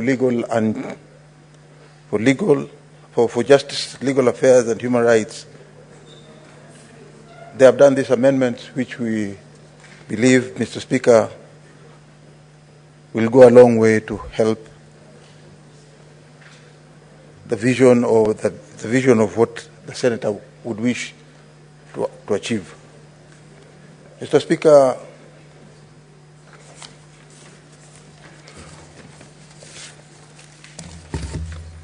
moving on to further amendments that have been of equal opportunity to all Kenyans. Mr. Speaker, we note that this has given us an opportunity that we as Kenyans live in this community as one nation. And that as we engage, it is our wish that each and every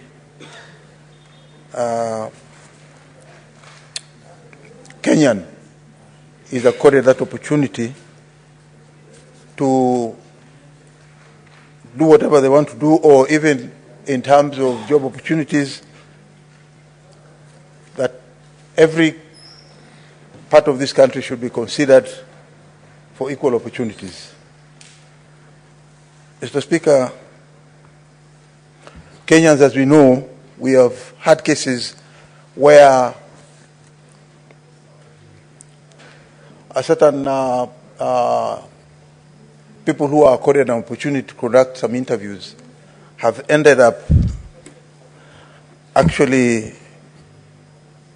taking people from their own communities, or when they have that opportunity, they have ended up basically engaging people, whether they have the qualifications or not. But we are saying equal opportunities must be accorded to all Kenyans on an equal platform, and to consider that all of us are Kenyans and would need to be supported. Mr. Speaker,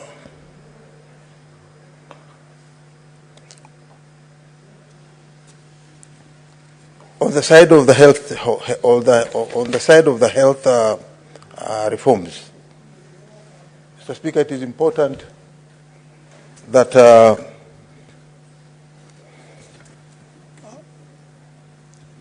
new technology is coming into place, and it's in that regard that we believe that we need to have a lot of health sector reforms, particularly where we have not been able to help our people. These amendments will go a long way to bring in those changes that we need. In conclusion, Mr. Speaker, I would want to say that I support this further amended motion on the current state of affairs of the nation. Thank you, Mr. Speaker. The Senate Majority Leader. Thank you, Mr. Speaker. First of all, allow me to register my appreciation to colleague senators who've taken their time in the last 2 weeks to share their thoughts on the state of the nation. Mr. Speaker, this was a unique opportunity presented to the House to speak and speak as candidly as I could, Mr. Speaker, on the various challenges that have been brought to fore by many citizens that have spoken the last few days on the state of our nation and the need for us as a leadership to respond to all that they have been addressing themselves to. Therefore, Mr. Speaker, from the onset, I thank all the close to, I think, 60 senators have so far spoken to this motion and shared their thoughts and ideas on how we can progress forward as a republic, which is extremely important, Mr. Speaker. Mr. Speaker, I'd wish to perhaps set some disclaimers from the onset. Number one is that we are under no illusion that as a House we can resolve everything that we are being asked to resolve as a leadership of a country. Number two is that it is not everything that can be addressed immediately. But listening to most colleagues, Mr. Speaker, they divided their proposed solution almost into three parts. There are those that are immediate, there are those that are for the medium term, and there are those that are for the long term, Mr. Speaker, insofar as fostering a prosperous nation is concerned. And that's the nature of life. It's impossible, Mr. Speaker, to achieve change or the absolucy of, Mr. Speaker, a prosperous society in one instance. But there must be a beginning. And I must say, Mr. Speaker, that this is a good beginning. This is where we want to start, Mr. Speaker, because it begins with an appreciation that we are at fault and there are things that we need to set right. Various leaders, Mr. Speaker, have since added their voice on how the nation can walk itself out of the crisis that we find themselves in. I have, for example, seen, Mr. Speaker, and it would make sense to confess this, that when we sat as a leadership to consult on the bipartisan nature of this motion, the leadership from the minority side asked us to take the preconditions for engagement that had been listed by the leader of the Azimio coalition, Mr. Speaker, in good stride, and appreciate that he means well for the nation, and he feels that taking into consideration the things that have so far now been listed as amended in the amended motion, compensation of victims, acceptance and acknowledgement that their lives have been lost unnecessarily, persecution of those that have been involved in brutality, and so on and so forth, will be a good place to start.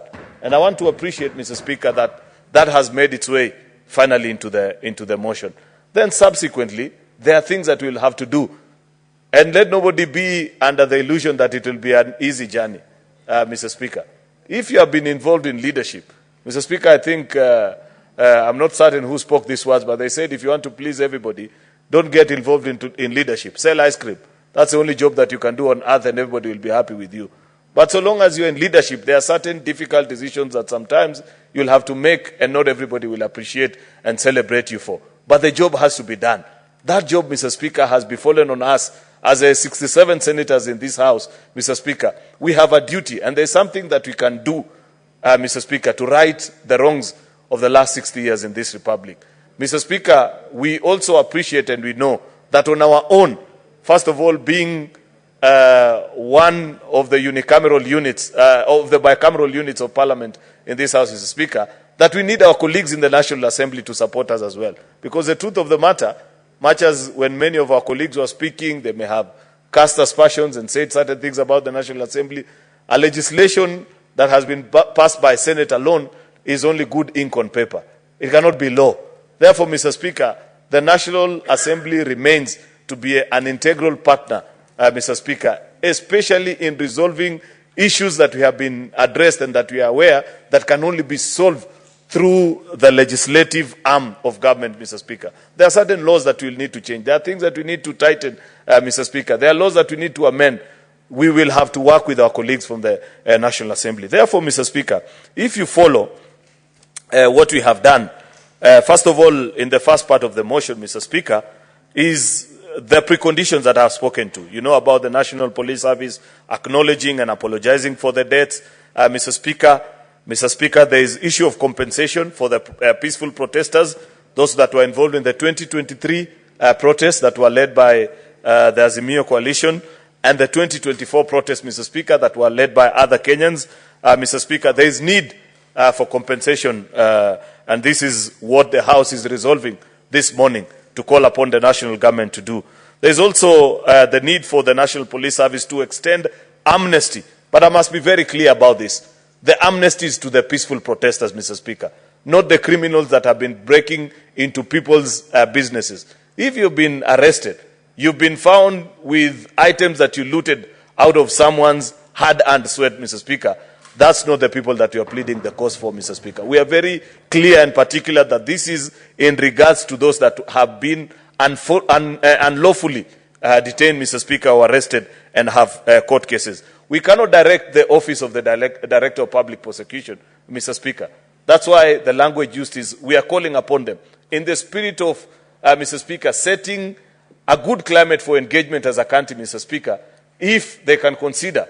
And we will be urging our colleagues in Justice and Legal Affairs Committee, because they are the line committee that engages that department, Mr. Speaker, to engage with them and ask them to withdraw the cases of those Kenyans that they are specific and they are particular, that their only crime and offense, Mr. Speaker, is a participated, you know how police draft these charges. They cannot say you are idling and doing those things, but amongst themselves, they know the truth, Mr. Speaker, that this person was just caught at the wrong place and at the wrong time, Mr. Speaker. That's why we are sending. We have a call to IPOA, the Independent Police Oversight Authority, Mr. Speaker. This is with regards to investigations of citizens, Mr. Speaker, that have lost their lives in the course of this protest, Mr. Speaker.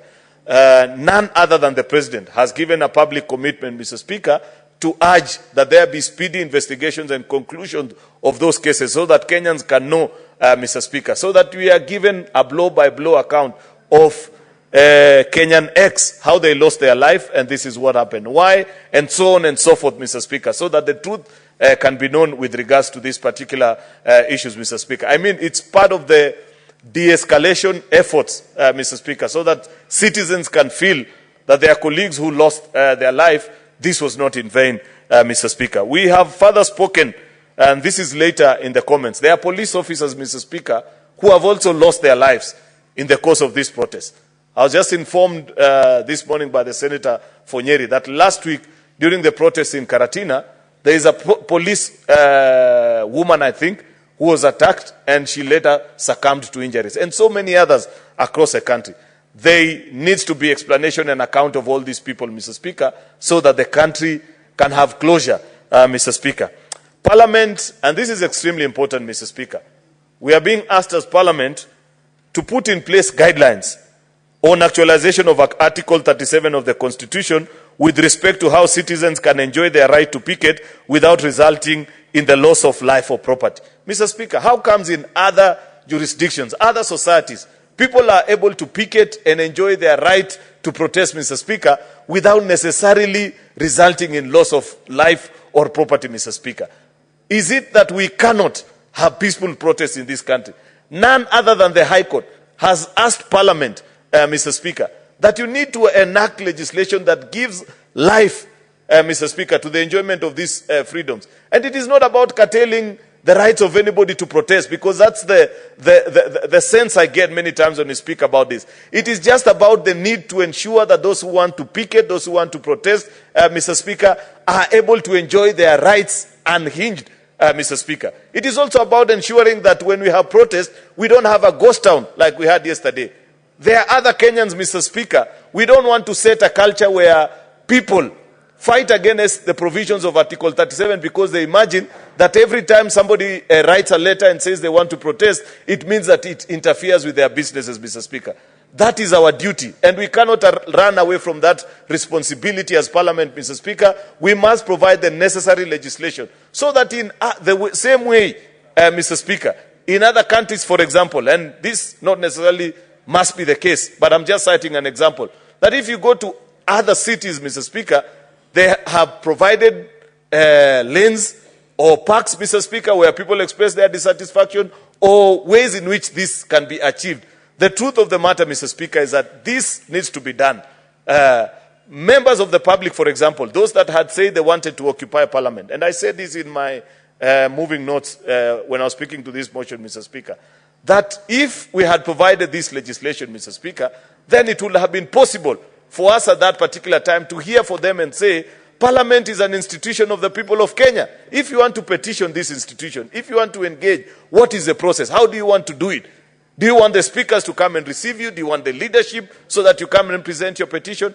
I have seen, for example, Mr. Speaker, a flyer this morning where they are saying they want yesterday, on the 25th, which marks exactly 1 month, and that is tomorrow, Mr. Speaker, to come to Parliament and, I don't know, have a remembrance of the colleagues that they lost.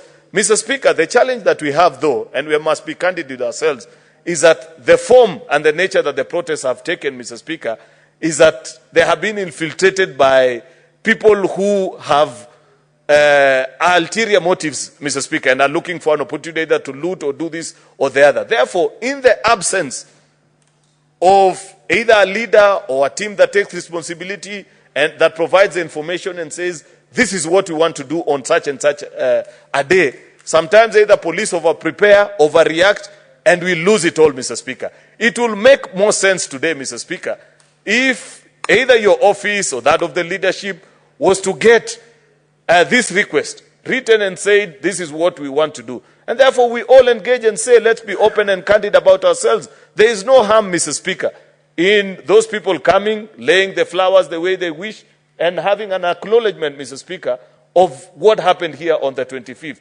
The only challenge which I want to speak about, Mr. Speaker, is the fact that in the absence of either an organization or individuals to engage so that you appreciate and understand the form in which this has to be commemorated, so that you are able to separate those that intentionally, Mr. Speaker, want to come and do a commemoration, separate them from those that the criminals that have been taking advantage of this protest, Mr. Speaker, to harm other Kenyans.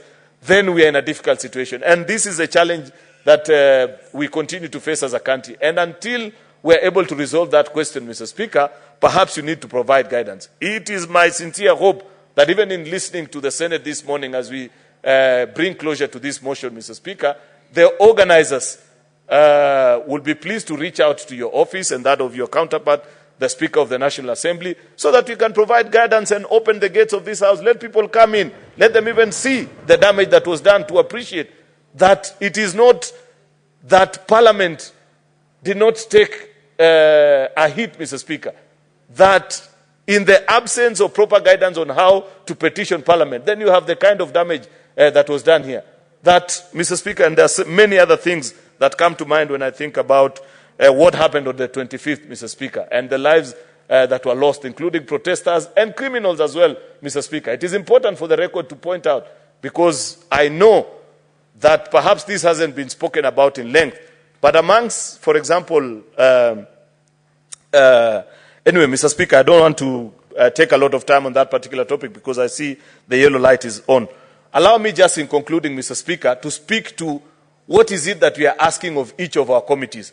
We are asking the Committee on Budget and Finance, Mr. Speaker, and I know their colleagues, including, I think, Senator Osotsi and others that had spoken and said, why don't we allow the Office of Auditor General to carry out this audit for us? But I want to point them to Article 214 of our Constitution on public debt, Mr. Speaker. That is our primary responsibility, Mr. Speaker. It is us that does the approval, Mr. Speaker, of this public debt. And there is nothing that stops us from calling for the books and ensuring that even what is captured in the books of the Auditor General, Mr. Speaker, as well as what the Treasury submits to Parliament, are in agreement. Mr. Speaker, all we are asking our Budget and Finance Committee is, first of all, to verify and ensure that there is an accurate record of what is our debt status as a nation up to this point. Then go further, Mr. Speaker, and establish which are these organizations or countries, Mr. Speaker, in the form of sovereign debt that we owe. Thank you. Mr. Speaker, so that we know which are these countries or institutions that we owe these funds and what was achieved with those funds, Mr. Speaker. We know for a fact that in the audit report of 2015, then Auditor General Edward Ouko pointed out that there might be a possibility that some of the proceeds of the first Eurobond never made it to the country, Mr. Speaker. Those are facts which only Parliament can establish. And that's why I want to urge our Budget and Finance Committee to take that assignment seriously so that we have a complete audit. There is a very important exercise that we have asked them to do. Remember, last year, Mr. Speaker, we passed a law that by 2027, our debt to GDP ratio needs to be at 55%. We are now at 61%, Mr. Speaker. But we did not provide the roadmap of how to achieve that. I will not be surprised, Mr. Speaker, that we will gather again in this House in 2027 and realize that perhaps even that debt has grown beyond the 61%. Therefore, it is upon our colleagues who are in Budget and Finance Committee, Mr. Speaker, to tighten the noose and guard this House. And there is only one way of achieving it, Mr. Speaker. You must put a cap on the fiscal deficit that is allowed on the national budget, Mr. Speaker, year on year, from 2024 now all the way to 2027, for us to be able to achieve this 55%. It is something that you can mathematically arrive at. And therefore, our Budget and Finance Committee must lead us to amend Section 52C of the Public Finance Management Act even further, so that we set a cap limit of fiscal deficit year on year. Mr. Speaker, the reason the country is in this crisis, part and to a larger extent, is because of our debt challenges that has forced government to either borrow or eventually, Mr. Speaker, or raise taxes, Mr. Speaker, and you know where this has found us. The Standing Committee on Justice and Legal Affairs, Mr. Speaker, also has some serious work to do. Number one is a repeal of the Section 2 and 12A of the National Government Administration Laws. This is with regard to Chief Administrative Secretaries as a sign of goodwill, because we have said we want to have a lean and inexpensive government, Mr. Speaker.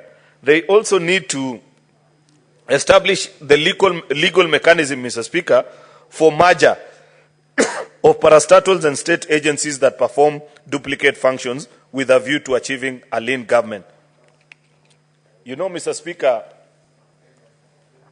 when the President addressed the nation about 2 weeks ago, he pointed out to the fact that about 47, I think, state agencies needs to be merged as an effort, including members of the public, and consider on the following issues. A, public debt and public finance management. The Standing Committee on Finance and Budget, 1, in consultation with the Parliamentary Budget Office, to independently audit the national debt and present the actual status to Parliament. 2, engages the National Treasury to submit a roadmap on its strategy to reduce the public debt to not more than 55% of the gross domestic product, GDP, in present value terms, in compliance with Section 52C of the Public Finance Management Act. And 3, engages the National Treasury to identify and implement sustainable strategies to reduce the high cost of living. The Standing Committee on Justice, Legal Affairs and Human Rights repeals Section 2 and 12A of the National Government Administration Laws Amendment Act that establishes Chief Administrative Secretaries, to introduce a legislation to cap the number of principal secretaries appointed pursuant to Article 155 of the Constitution of Kenya, and establish a legal mechanism for merger of parastatals and state agencies that perform duplicate functions with a view to achieving a leaner government. B, security sector reforms. The Standing Committee on National Security, Defense and Foreign Affairs, 1, engages with the National Police Service on matters security and standard operating procedures for handling demonstrations. 2, engages the government to compensate all persons whose property, both movable and immovable, were damaged or lost due to the demonstrations. And 3, engages the National Police Service to fast-track insurance compensation to police officers who either lost their lives or suffered injuries as a result of the demonstrations. And lastly, engages with the Directorate of Criminal Investigations to have investigations undertaken to ascertain the identity of persons, organizations funding and coordinating the violence during the protests and demonstrations in the country. C, fighting corruption. The Standing Committee on Justice, Legal Affairs and Human Rights engages the Ethics and Anti-Corruption Commission on matters corruption and action to be taken to scale up efforts to deal with corruption, especially in county governments. Equal opportunities for all Kenyans. The Standing Committee on National Cohesion, Equal Opportunity and Regional Integration, 1, engages the Public Service Commission and the National Cohesion and Integration Commission to audit the state of employment in the public service, including county governments, and propose strategies to adhere to meritocracy, equality and equity of opportunities across the public service, as espoused in Article 232 of the Constitution on the values and principles of public service. And 2, engages the Public Procurement Regulatory Authority to audit compliance with Section 53(6) of the Public Procurement and Asset Disposals Act by all public procurement entities, with a view to establish a roadmap to ensure compliance of the said provisions of the Act. E, effective public participation and stakeholder engagement. The Standing Committee on Justice, Legal Affairs and Human Rights, 1, puts in place mechanisms to ensure that broader concerns for citizens, especially the youth, are received, considered and taken into consideration in making decisions on public affairs. And 2, puts in place mechanisms that integrate new media as a medium for public participation in legislative processes. F, health sector reforms. The Standing Committee on Health, 1, expedite and facilitate public participation in the reenactment of the Social Health Insurance Act, the Digital Health Act, the Primary Health Care Act, in compliance with the judgment of the High Court, petition number E473 of 2023, and 2, engage with the Cabinet Secretary for Health and the Council of Governors with a view to standardize human resource policy for health workers across all counties. G, education sector reforms. The Standing Committee on Education to liaise with the Minister of Education and other stakeholders with a view to resolving the concerns raised regarding junior secondary school JSS education, the new funding model for university education, and the acceptability of competence-based curriculum CBC, and report their findings and recommendations to the Senate within 30 days. Will as many as of that opinion say aye? Aye. Will as many as of the contrary opinion say nay? The ayes have it. Next order. Yes, Senator for Nairobi, what is your clarification?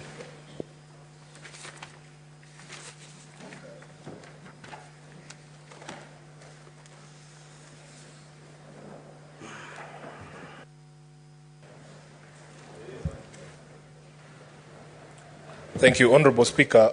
When the mover was called to reply, there is a request that he put to you that he would like to see the transmission of this motion to the leadership of the country, that being the President and the leader of the Azimio coalition. I was hoping that in your communication you would guide on how that would happen, because I know ordinarily those motions are not transmitted to at least the leadership of Azimio. And then secondly, Honorable Speaker, I also heard him allude to a proposed celebration of the lives that we lost last month outside of Parliament. I don't know whether we can, as a House, communicate, or how we can communicate our willingness to actually participate in that memorial and to open, even if it is required that Parliament Road be opened, because I don't believe that this House and the young people who want to honor those who lost their lives here are at odds. So I was hoping also, maybe, Speaker, you can guide the House on how we can communicate to the organizers of tomorrow's memorial, whatever event it is, that we don't want any more bloodshed. Nobody else needs to die here, and this House is not at odds with anyone. And we would actually be willing, as members of Parliament, to participate in that memorial. So those are the two clarifications I wanted to seek, Honourable Chair. On the first link of your seeking for the clarification, indeed, the communication will be done to the Office of the President of the Republic of Kenya, and also a formal communication transmitting this motion and resolutions will be done to the Azimio leadership. As for the second limb, allow me to consult with our sister house, and then a formal communication will be given. Next order.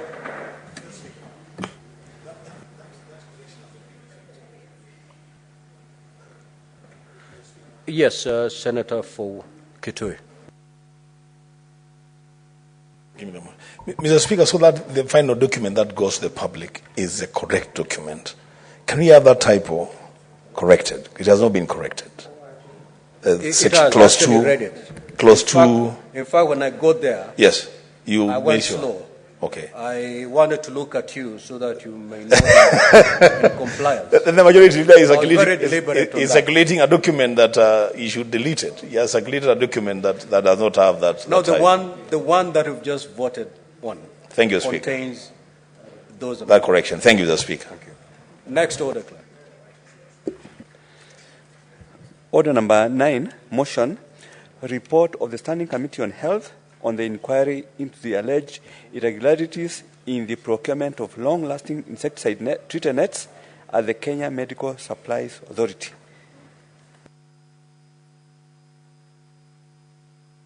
Senator Mungatana. Yes, asante sana Bwana Spika. Jana tulipoanza mazungumzo ya mjadala huu, Bwana Spika, nilisema ya kwamba pesa nyingi zilifujwa kutoka kwa Global Fund kwa ajili ya neti za mosquitoes ama umbu ambazo zilipotea katika Wizara ya Afya. Bwana Spika, wakati huo tarehe 15 mwezi wa 5, mkuu wa utumishi wa umma Bwana Felix Kosgei alitoa matamshi ama statement ambayo walichukua hatua kama serikali kuu. Permanent Secretary wa upande huo wa afya wakati huo alifutwa, halmashauri ya KEMSA ilifutwa, ilivunjwa, na wafanyikazi ambao walihusika waliondolewa kutoka halmashauri ya KEMSA na wakapewa matransfer kwenda sehemu zingine. I will need a request that you stop crowding and also standing between me and the person, the senator contributing. So, Bwana Spika, ukiangalia hiyo kazi ambayo ilifanyika ilikuwa ni miezi 9 baada ya uchaguzi wa serikali ya Rais William Ruto. Yaani kulikuwa msisimuko bado. Kulikuwa hali joto ya kwamba watu wanataka kufanya kazi. Kulikuwa na mwito ya kwamba wafanyikazi wa serikali wafanye kazi yao, tena waifanye kwa haki. Bwana Spika, haya yananikumbusha wakati serikali ya Rais Mwai Kibaki ilipochaguliwa mara ya kwanza.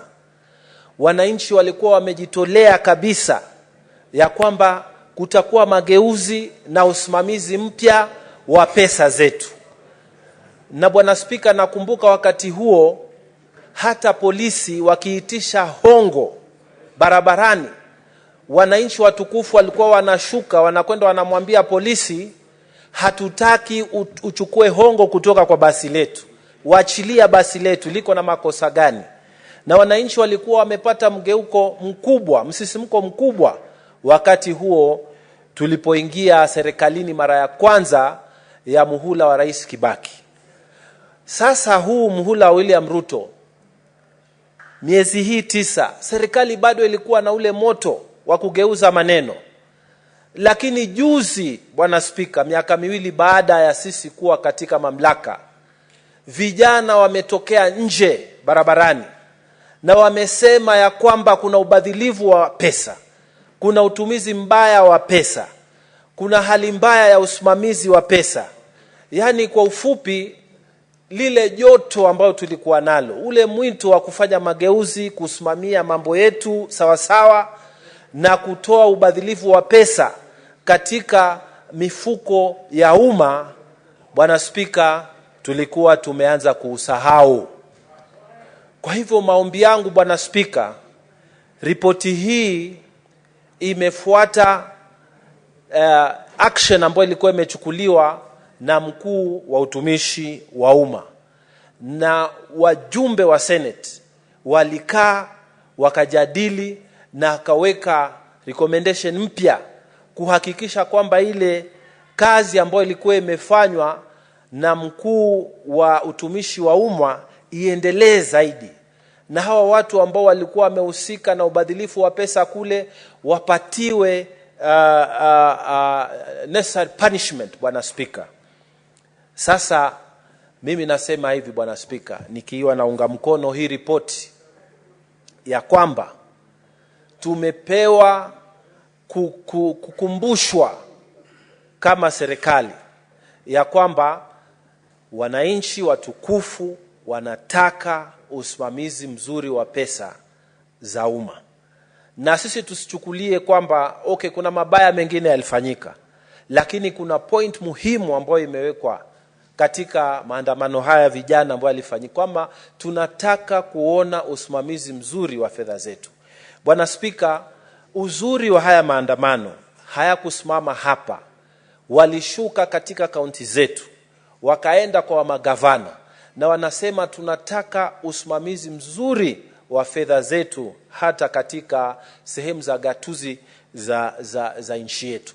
Bwana Spika, mimi naunga mkono ripoti hii kwa sababu ripoti hii imetia nguvu kazi ambayo serikali ilikuwa imeanza nayo, mwito ambao ilikuwa imeanza nayo, na ni kwamba wale ambao wamepewa nafasi za umma kusaidia wananchi kufanya kazi katika ofisi za serikali, tafadhali mufanye kazi hizo mkijua wananchi wanawaangalia.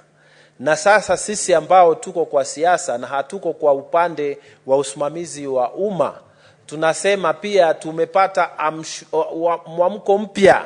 Kwa hivyo tunataka kuona mabadiliko. Kila permanent secretary, principal secretary ambaye yuko kwa nafasi sahihi, tafadhalini muhakikishe pesa zetu zinatumika sawa sawa. Treasury, tafadhalini muhakikishe pesa zetu zinatumika sawa sawa. Magavana, tafadhalini muhakikishe pesa zetu zinatumika sawa sawa. Magavana wengine, Bwana Spika, hata siku moja hawawezi kusimama mbele ya wananchi wawaambie kwamba mwaka huu tumepata pesa fulani baada ya Senate kupitisha, na sasa tumetumia pesa mpaka saa hii tumetumia pesa fulani. Na mimi sisemi kwa ubaya, lakini ukiangalia haswa gatuzi letu la Tana River, huwezi kusikia kwamba governor anasimama anasema katika projekti hii pesa tuliopata, mgao wa pesa uliokuja ni huu, pesa ambazo zimetumika ni hivi, na vile ambavyo tunatarajia kumaliza projekti hii tutatumia pesa namna hii. Bwana Spika, uwepo wa uwazi ni kitu muhimu sana katika usimamizi wa pesa za umma. Tunataka a new culture, yani tabia mpya iwe kwa hawa magavana. Kila gavana, Bwana Spika, wakiwa wanatoa statement yao, speech zao, hotuba zao katika mikutano, wao wanaelezea tumejenga barabara kilomita ngapi, tumeandika watu wangapi, tumelipa mishahara vipi, na kama kuna shida kutoka serikali kuu hatujapata pesa, pia waelezee wananchi. Uwazi katika usimamizi wa pesa za wananchi ndio hawa vijana wanataka. Na ripoti hii, Bwana Spika, inatukumbusha kwamba Senate kupitia kamati ya afya wanasisitiza ya kwamba pesa za wananchi pale KEMSA na katika vituo vyote vya serikali zitumike vizuri. Na Bwana Spika, pesa hizi si zetu, ni pesa za hawa wananchi, na ni haki kabisa kuwaelezea kila siku. Kama wewe ni governor, Bwana Spika, na unaenda pale hospitali na pesa za kusimamisha good services katika hiyo hospitali umepata nusu, umepata robo ama hujapata, eleza wananchi. Kama unaenda kwa barabara ambayo ina mashimo, eleza wananchi shida iko wapi. Kama ni mahali bridge haijajengwa, eleza wananchi shida iko wapi.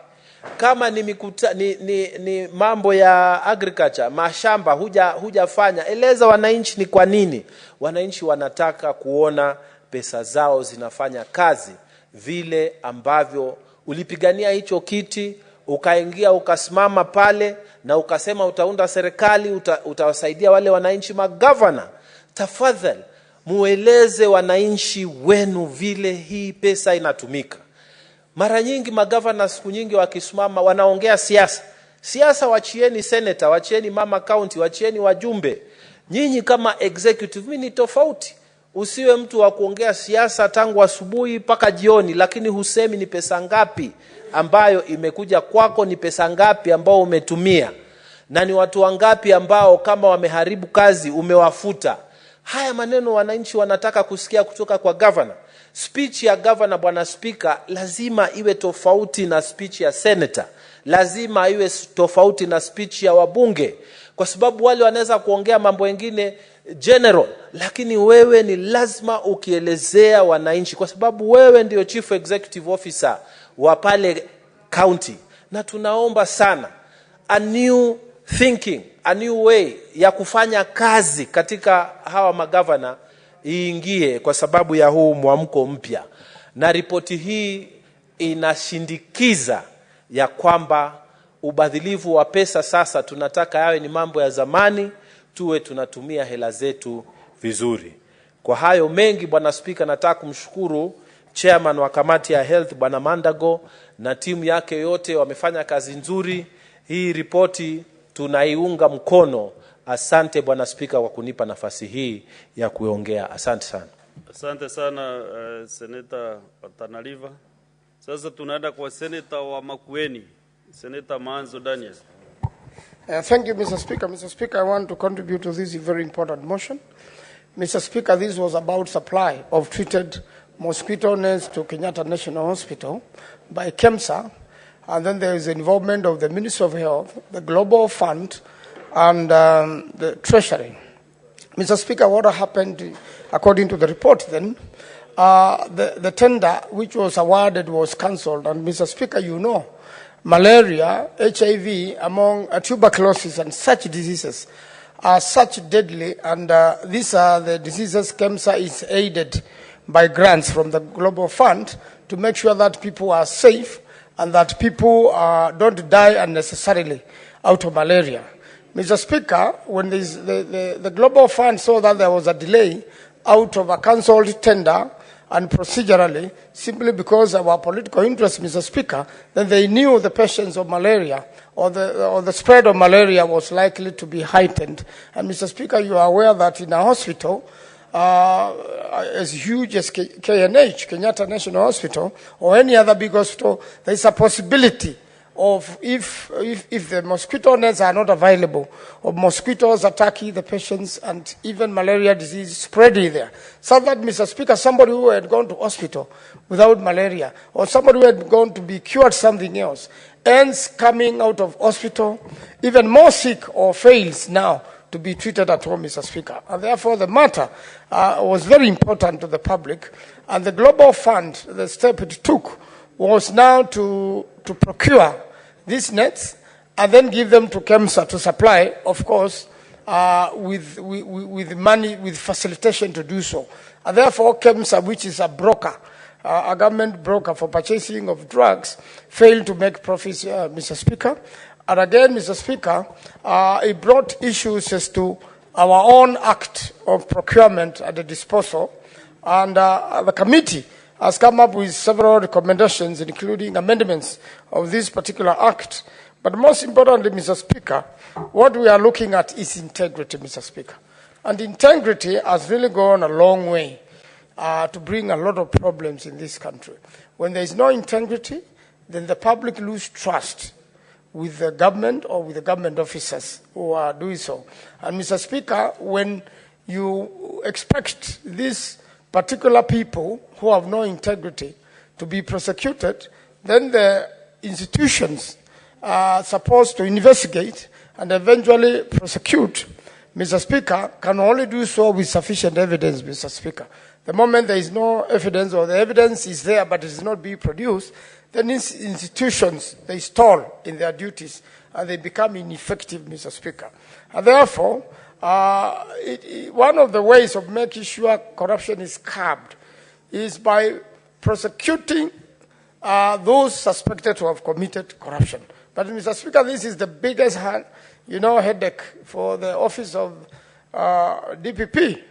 Mr. Speaker, there are two investigating agencies, and that's why they keep on sending files back to these investigators to cover certain areas to make sure that any prosecution going on is solid.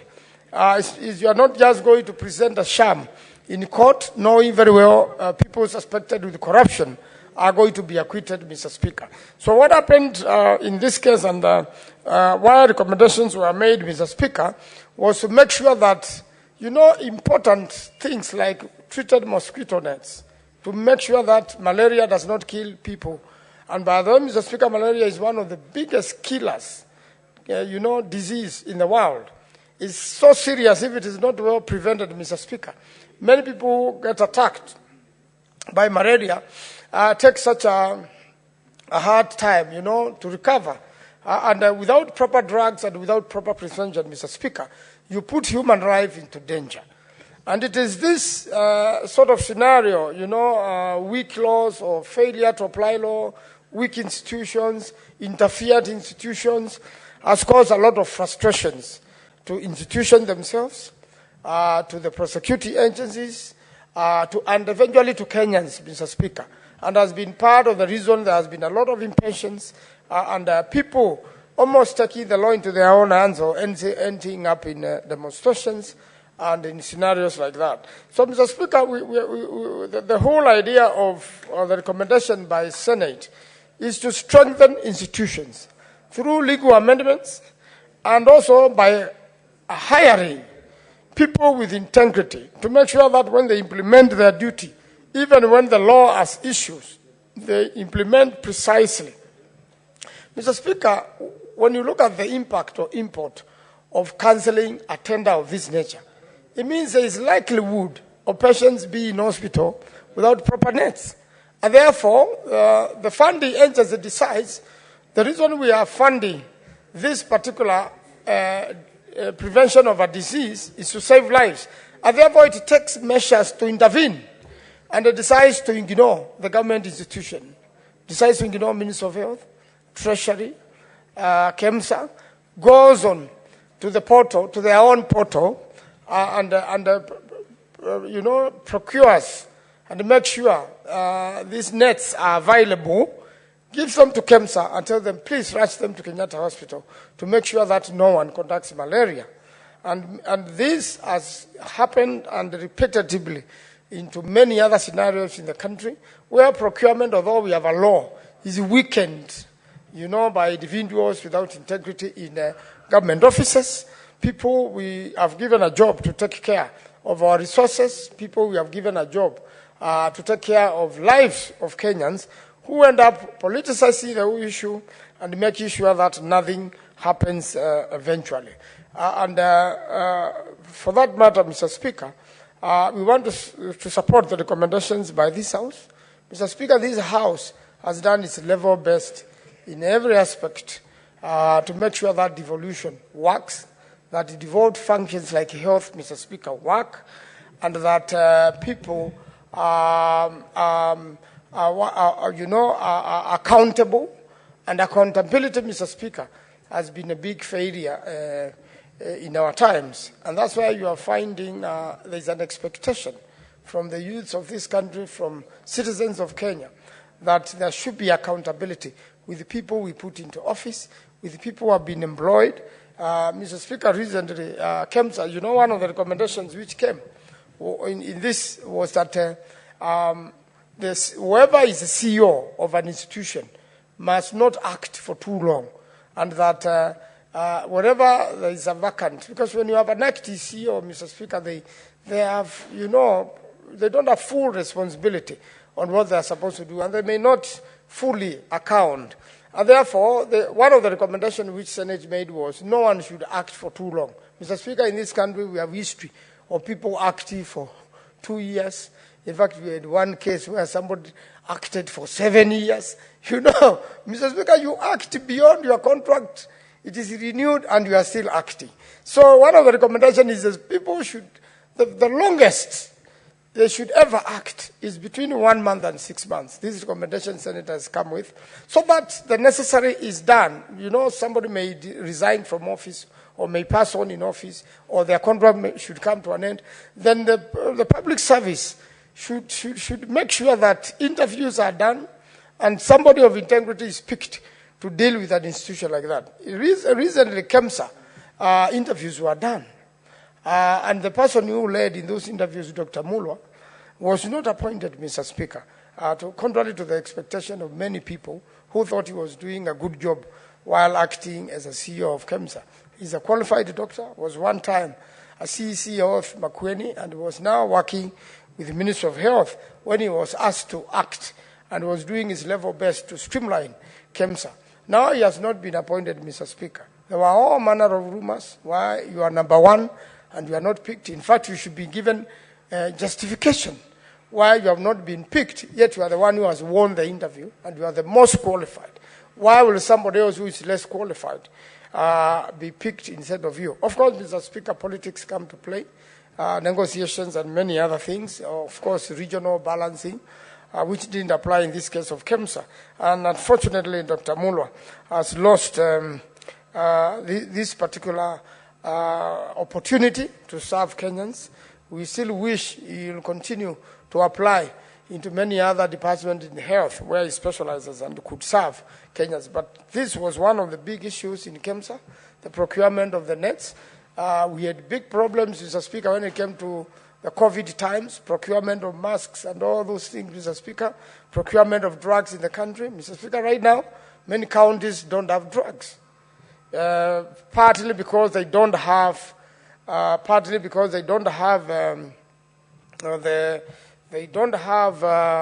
the monies. Monies are not available in the counties, and now it's quite some number of months. Mr. Speaker, I don't know, Senate is about devolution.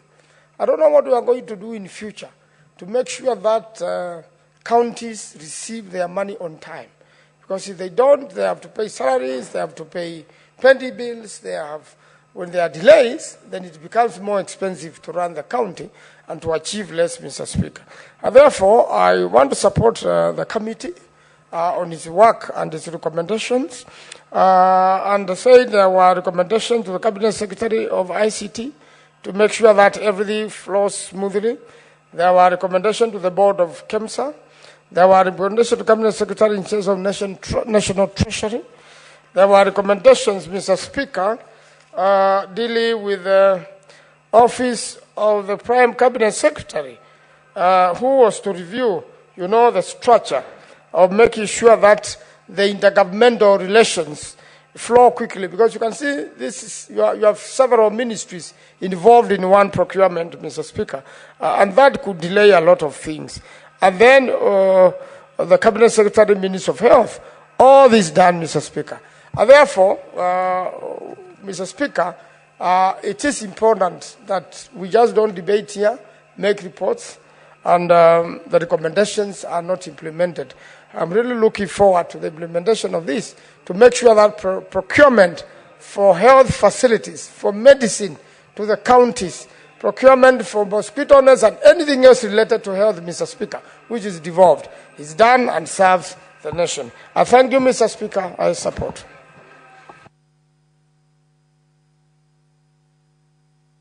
You are done?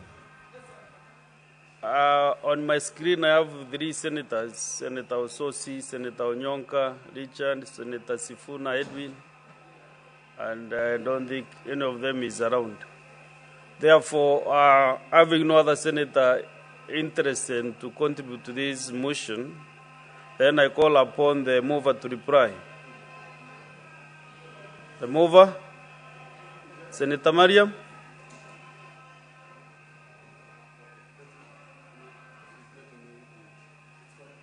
Are you ready to contribute, Senator Olekina? Or to reply? No, but she was the mover. I think she moved.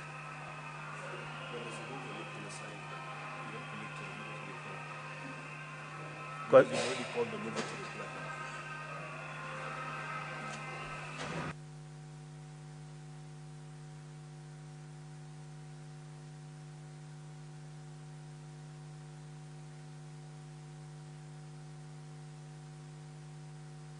Senator Mariam, why don't you request the Senator Olekina to reply? Because that's be on answer, and because you moved the motion. Thank you, Mr. Speaker. Mr. Speaker, for your request, I wanted Senator Olekina to reply. Thank you, Senator Olekina. Redamo. Thank you, Mr. Speaker. Mr. Speaker, as I reply, let me thank all the members of the Senate who contributed to this motion. This is a very, very important motion that deals with matters due diligence, that deals with matters of fiduciary responsibility. And it is imperative, Mr. Speaker, that the recommendations that have been proposed by the committee which I sit on are adhered to. Mr. Speaker, when you find that there's a big lacuna in the law on matters to do with funds that are given to the country by donors, and where the Ministry of Finance receive the funds, and from the Ministry of Finance has another entity which is a procuring entity for the Ministry of Health, it becomes very problematic. The committee, and I am very happy that all the members who contributed to this motion observed keenly, noted that when it comes to the issues of specifications, when it comes to the issues of these mosquitoes nets, there are those requirements that are required by the Ministry of Health, and there are those that are required by the donor agency so that they can be able to meet their own specifications. These are things that must be put in line, and the role of the Ministry of Health must be very, very clear. The biggest confusion that we noted when we were dealing with this matter is that just overnight, the minister writes a letter when the procurement process is coming to an end and says, halt the procurement process because you did not include certain specifications. And truth be told, Mr. Speaker,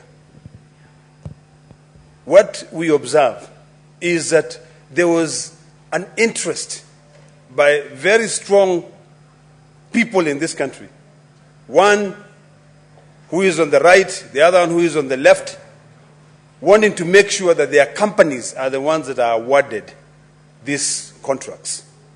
And which led, Mr. Speaker, to KEMSA losing a lot of money. So it is important that the law is amended, the Public Procurement Asset Disposable Act is amended, and the recommendation by the committee is actually effected so that it becomes very clear. We don't want to be losing money every single time, Mr. Speaker.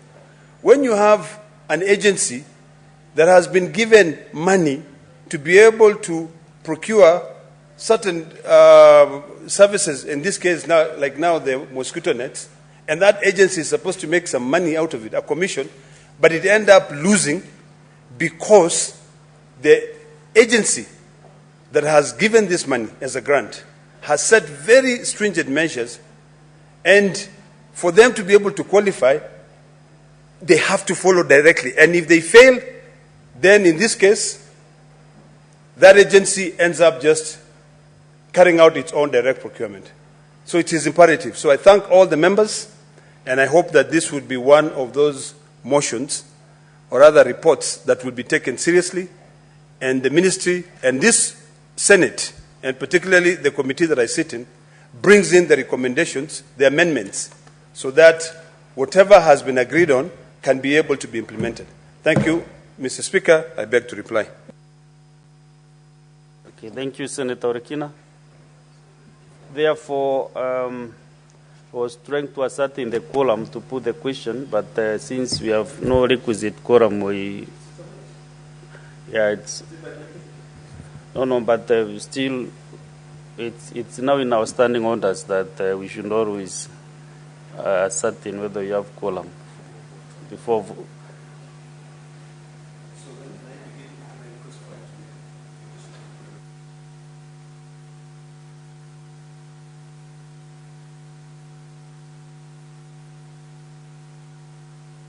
So, Mr. Speaker, as I beg to reply, may I request that the question be put another time because of quorum? Well, very well. That's okay.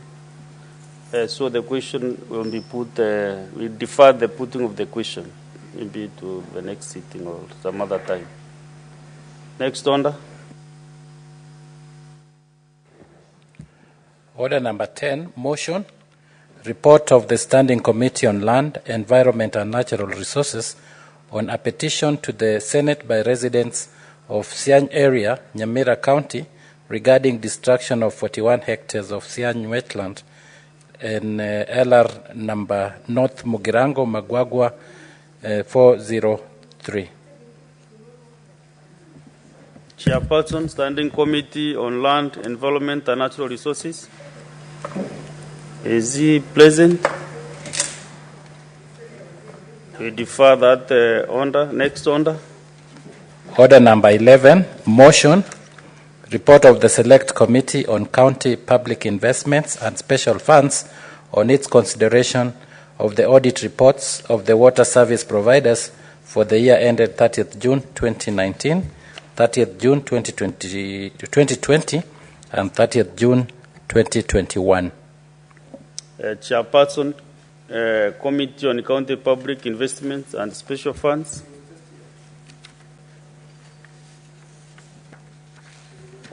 Okay, next order. That order is defunct.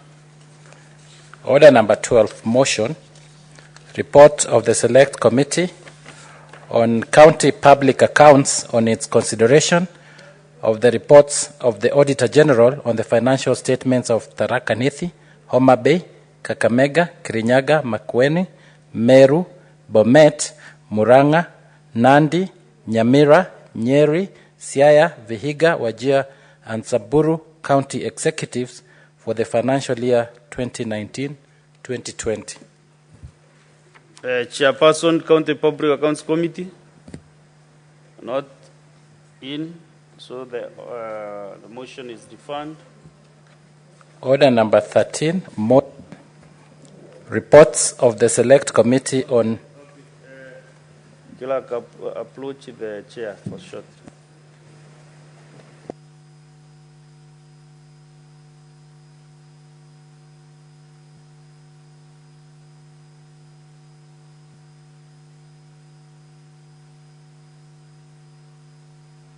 Special funds on its consideration of the audit reports of various water service companies for the financial years 2018-2019, 2019-2020, and 2020-2021.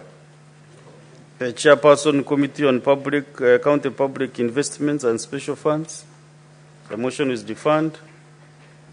Order number 14, motion, report of the 66th Commonwealth Parliamentary Conference held in Accra, Ghana from 30th September to 6th October 2023. Okay, we have Senator Professor Margaret Kamar. I move the motion.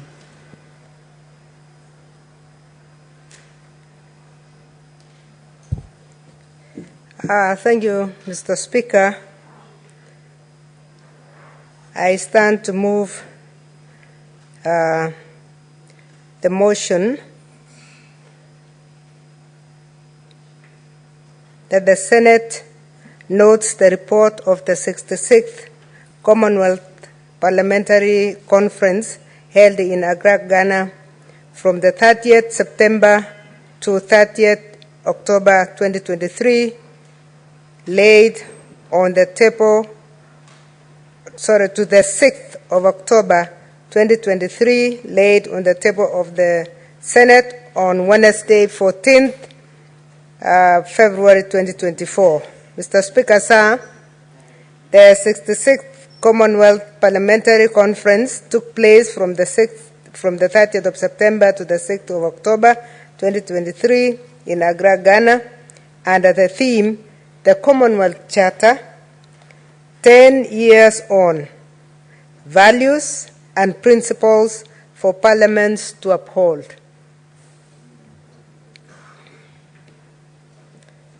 Madam Speaker, the Kenyan delegation to the 66th Commonwealth Parliamentary Conference comprised a delegation of over 23 members, people. It was one of the largest delegations we have had, led by the Right Honorable Moses Wetangula, the Speaker of the National Assembly, as the leader of delegation, the Honorable Makali Mulu, the Honorable Timothy Wanyonyi, the Honorable Beatrice Adakala, the Honorable John Paul Mwiriki, the Honorable Beatrice Alaji, the Honorable Ronald Karauri, the Honorable Patrick Simiyu, the Honorable Sahir Ianda, the Honorable Badi Twalib, body.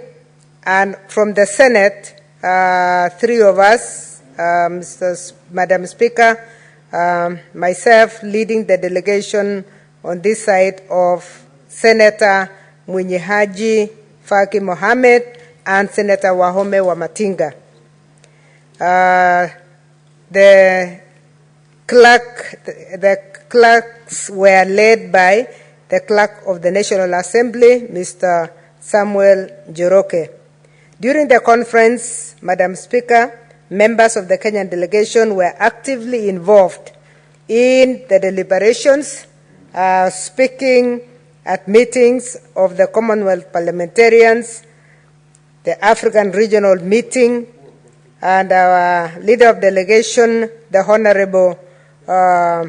Right Honorable Speaker of the National Assembly, led us very well. He emphasized on the fundamental needs to change the status of the Commonwealth Parliamentary Association from a charitable body to an inter-parliamentary organ, and urged the United Kingdom government to enact the appropriate legislation to facilitate the change of the status of the Commonwealth Parliamentary Association.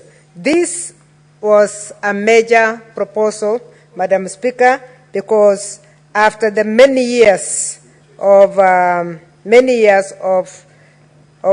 this parliamentary group, it looks like there is need to change so that it becomes more active and also it becomes more answerable to the parliaments, and to ensure that the discussions in the Commonwealth relate very well to the activities of the member states. During the General Assembly, therefore, while contributing to topical debates on food security and sustainability in the Commonwealth, the Speaker also stated that food security and sustainability are pressing issues that require concerted efforts and innovative strategies to address.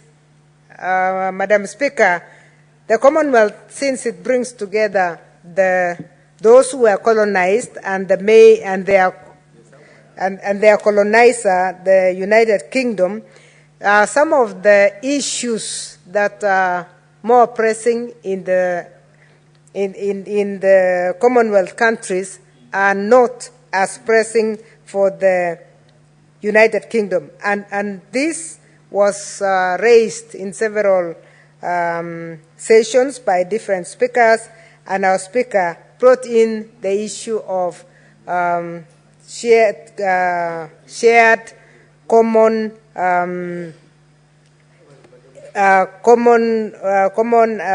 shared goals between the membership, and one of the issues especially that affects Africa is food security. He therefore observed that the process of harvesting remained integral to food security and sustainability, and he said that it was essential to strike a balance between meeting the immediate food needs of any people of any state and safeguarding the resources and the ecosystem for the future needs. He noted that sustainable harvesting practices of natural resources are also key to the components of achieving the balance within the environment and food production. Madam Speaker, the theme of the Commonwealth Charter 10 years on, values and principles for parliaments to uphold, came at a time when the Commonwealth was reflecting on the 10th anniversary of the Commonwealth Charter. So the CP actually has been on for the last 10 years. The Commonwealth Charter has continued in itself to play a crucial role in shaping the way in which parliaments function within the Commonwealth, and emphasizes the need for democracy and human rights and the rule of law within the Commonwealth itself. During the workshop on the Commonwealth Charter, there were discussions on human rights framework within the Charter, emphasizing the principles of equality, non-discrimination, and universality. With this respect, as a parliament, we can uphold values and principles on the Commonwealth Charter ourselves by enacting legislation to promote equality, justice, and the dignity of all individuals. And this is a very important one, Madam Speaker, because even as we have been discussing about the recent issues that are going on in our country, we have noted that the issues of equality and justice give appearing and reappearing, and it's important that we relook at our legislation. The other area that our own parliament should be looking at is conducting oversight of the executive branch to ensure adherence to the Commonwealth Charter. Also, Madam Speaker, the third one is engaging in dialogue with civil society and other stakeholders to promote awareness and understanding of the Charter's values and how we can apply in our situation.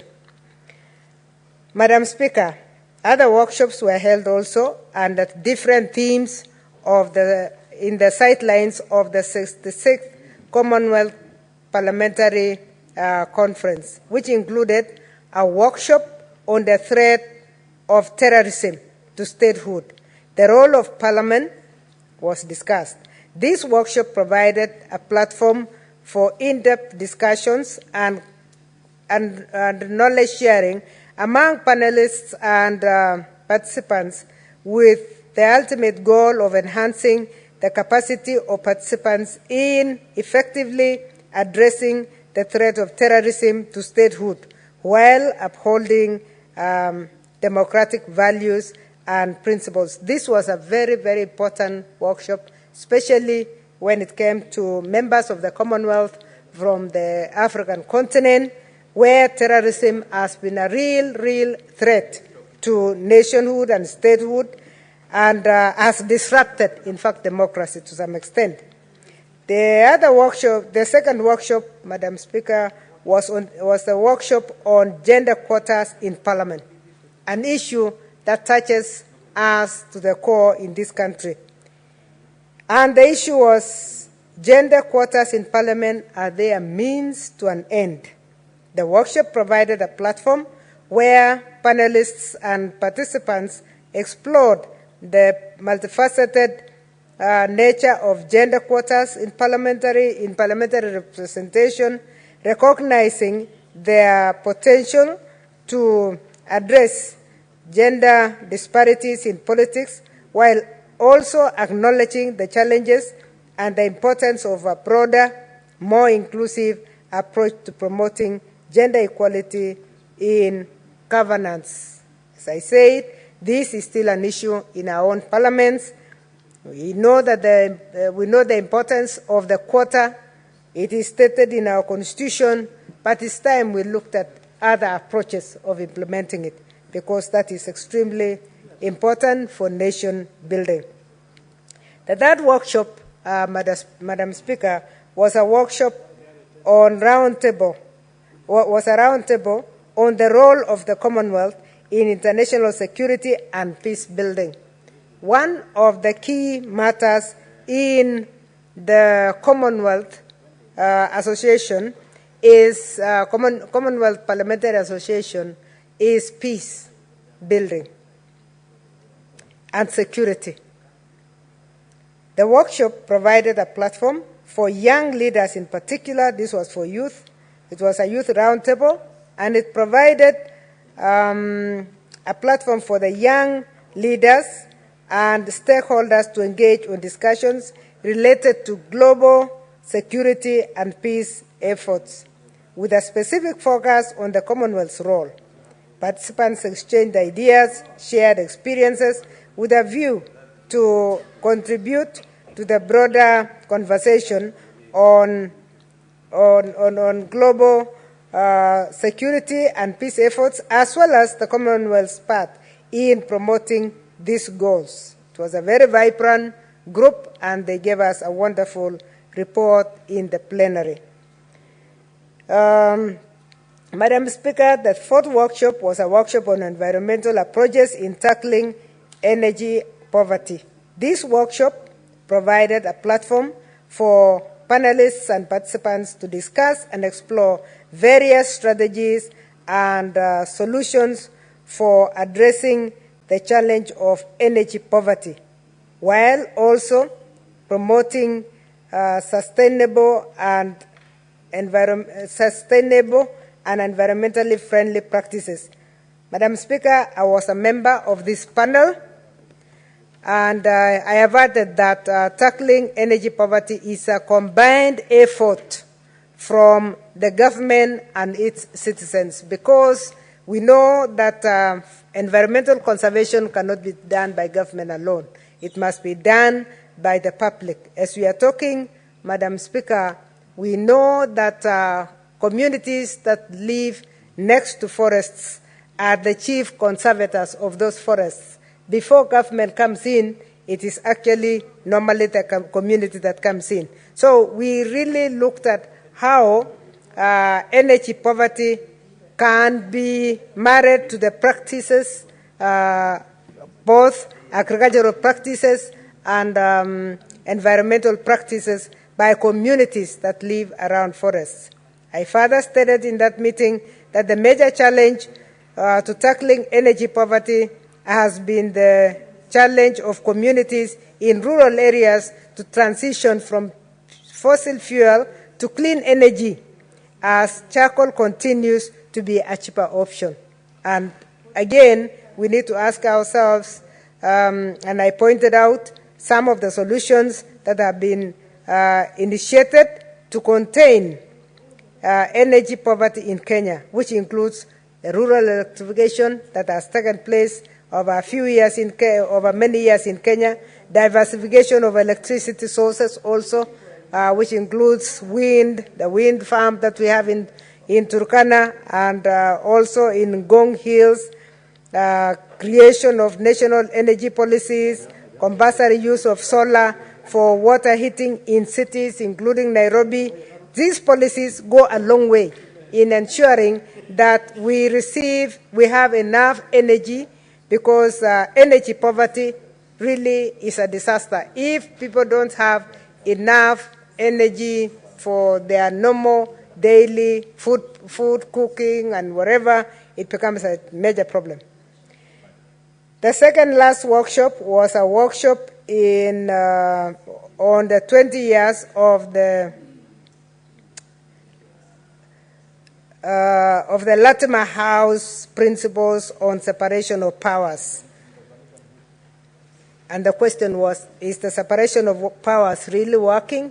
And this is something that, as a House, we need to engage in and ask ourselves. These workshops have served as an opportunity for participants to engage in discussions about the implementation and effectiveness of the Latimer House principles, which promotes the separation of powers in democratic principles. And this keeps coming on and out, because unless we have clear separation of powers between the executive, the legislators, and even the judiciary, it becomes very difficult to run a nation.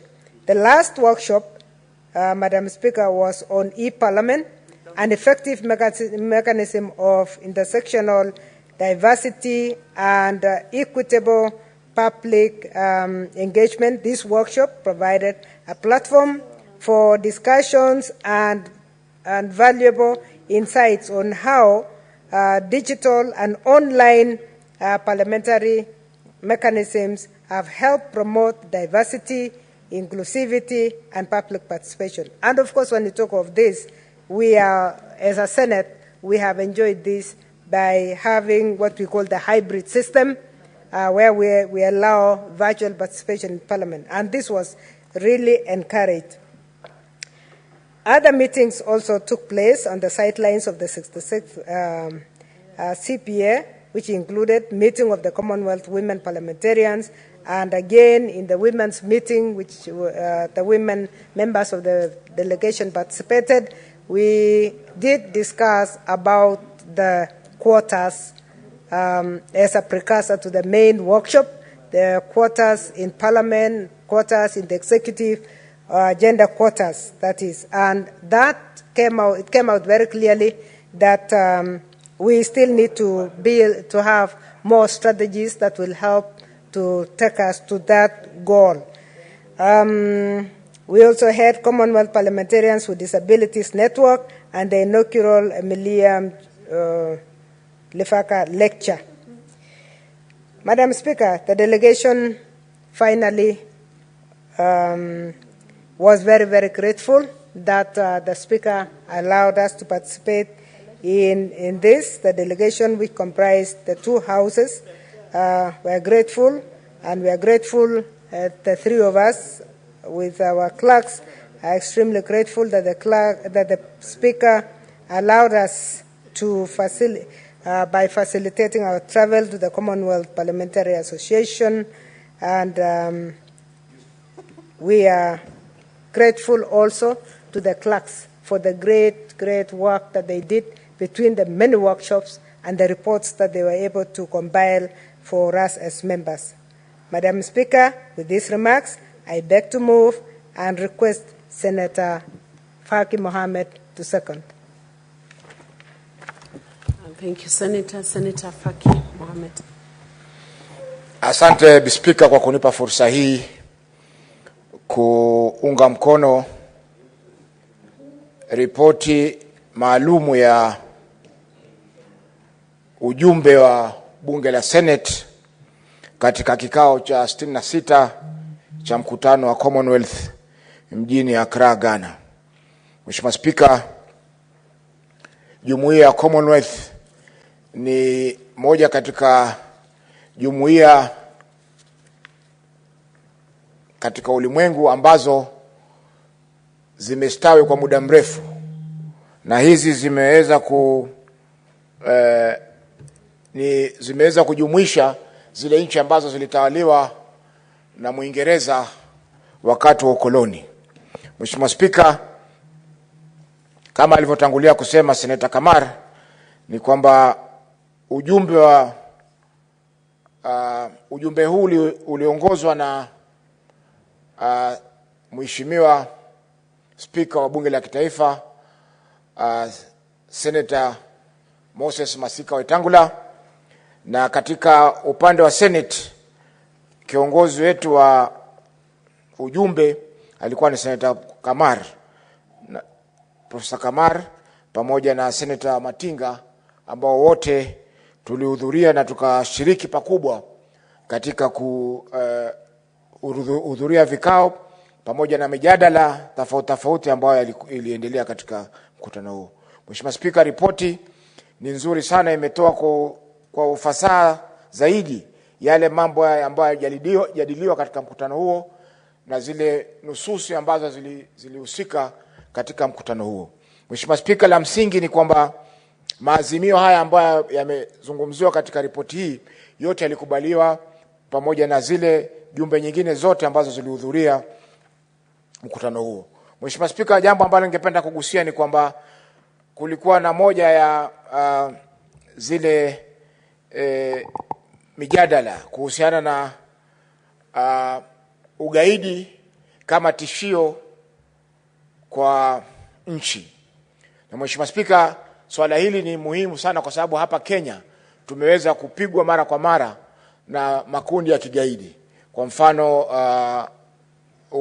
bomu lililolipuliwa katika ubalozi ya Marekani hapa Nairobi, vile vile mashambulio ya Garissa University, na vile vile mashambulio ya Dusit na mengineyo mengi ambayo yameweza kufanyika katika nchi yetu kutokana na ugaidi. Mheshimiwa Speaker, tuliweza kujadili mbinu tofauti za kuweza kuzuia ugaidi pamoja na itikadi kali, kwa sababu mambo haya mawili yanaingiana. Mtu ataanza katika itikadi kali, baadaye anaingilia katika ugaidi katika maisha. Kwa hiyo Mheshimiwa Speaker, tulisema kwamba lazima kuwe na ushirikiano baina ya mataifa, kwa sababu mara nyingi magaidi wanafanya njama zao katika nchi tofauti. Kwa mfano hapa Kenya, mashambulizi mengi ambayo yametoka na magaidi yametoka kwa upande wa Al-Shabaab nchini Somalia. Kwa hivyo ipo haja ya nchi zetu za majirani zetu, nchi na majirani zetu kuweza kushirikiana kuhusiana na kutambua na vile vile kukinga mambo ya ugaidi. Mheshimiwa Spika, swala lingine ni kwamba lazima kutolewe rasilimali za kutosha za kuweza kupambana na ugaidi. Na hii ni pamoja na kuweza kununua vifaa vya kisasa vya kuweza kutambua silaha hatari ambazo zinaingizwa katika nchi zetu. Vile vile pia ushirikiano na makundi ya kijamii, civil society organization, ili kuweza kupeleka ujumbe kwamba ugaidi ni jambo ambalo linaharibu nchi na linasababisha maafa katika nchi zetu. Mheshimiwa Spika, tulisema pia kwamba ipo haja ya kuweza kuzipa nafasi mabunge, kuyapa nafasi mabunge ili yaweze kupambana na ugaidi pia. Mheshimiwa Spika, kwa mfano kama mabunge yetu yataweza kufanya kazi zake za uangalizi, yani oversight, kwa uzuri zaidi, itasaidia pakubwa kujua ni kama ni pesa ngapi ambazo zinakwenda za maendeleo katika kila eneo, ni pesa zile zinatumika vipi. Mheshimiwa Spika, pesa zile zinasaidia vipi, kwa mfano kupunguza umaskini, kupeleka elimu katika maeneo yale, na kupeleka vitu ambavyo vitaweza kuzuia wananchi kufikiria kwamba wametengwa na jamii, na vile vile kuingia katika mikono ya wale ambao wanadhamini ugaidi. Mheshimiwa Spika, vile vile pia lazima kuwe na sheria ya kuweza kuzuia ile inaita cross border terrorism. Kwa mfano ugaidi, kama gaidi ameingia kutoka nchi jirani, akifika Kenya, hata kama hajafanya ugaidi, basi sheria iweze kumchukulia hatua kwa hakika, ili iweze kupunguza masuala hayo. Mheshimiwa Spika, mambo mengine ilikuwa kwa masuala ya environment, yani mazingira, na ni vipi tutaweza kuangalia masuala ya umaskini katika kawi, yani energy poverty. Mheshimiwa Spika, hili pia ni swala nyeti, kwa sababu katika Afrika tayari bado jamii kubwa inatumia zile kawi za kizamani. Kwa mfano jamii nyingi hapa Kenya vile vile, Mheshimiwa Spika, wanatumia kuni, na kwa sasa tumeona kwa ukataji kuni unaharibu mazingira, kwa sababu kukuza miti kunachukua muda mrefu, na wakati na matumizi haya ya kuni, Mheshimiwa Spika, yanaondoa ile inaitwa kwa Kiingereza ozone layer. Hivyo basi ipo haja ya kutatua swala hili la umaskini wa kawi katika nchi zetu, ili tuone kwamba wananchi wanasonga mbele wakati tunalinda mazingira yetu, na vile vile pia tunapata kawi ambayo ni nafuu ili wananchi waweze kustawi. Mheshimiwa Spika,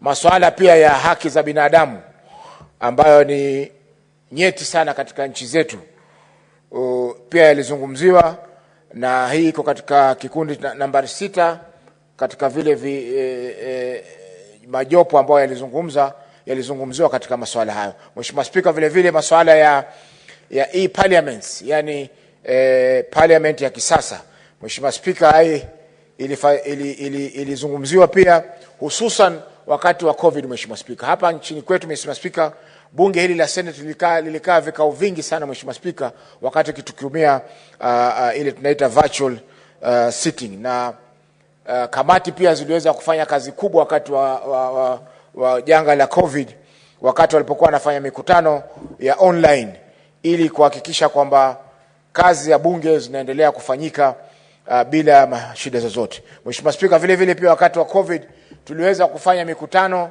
na watu kutoka nchi mbalimbali wakati tukiwa tuko hapa nchini, na hivyo basi kupunguza gharama za usafiri na gharama za kufanya mikutano hii kwa kipande kikubwa. Mheshimiwa Spika, masuala ya e-parliament, Mheshimiwa Spika, yatasaidia kupunguza gharama za bunge wakati itaweza kutumika kiukamilifu. Mheshimiwa Spika, kwa hayo mengi naunga mkono ripoti hii, na asante kwa kunipa fursa hii kuunga mkono. Thank you, Honorable Senator.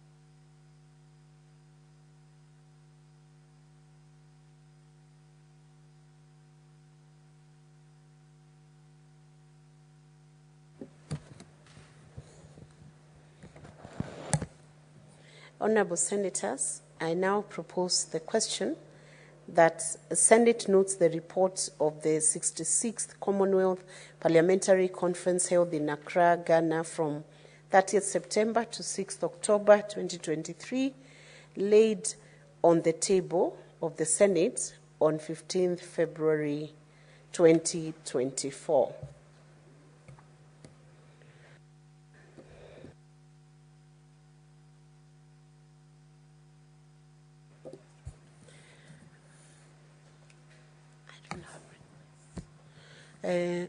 This matter is now open to debate, but I do not seem to have any requests. There's a request. Senator Olekina Ledama.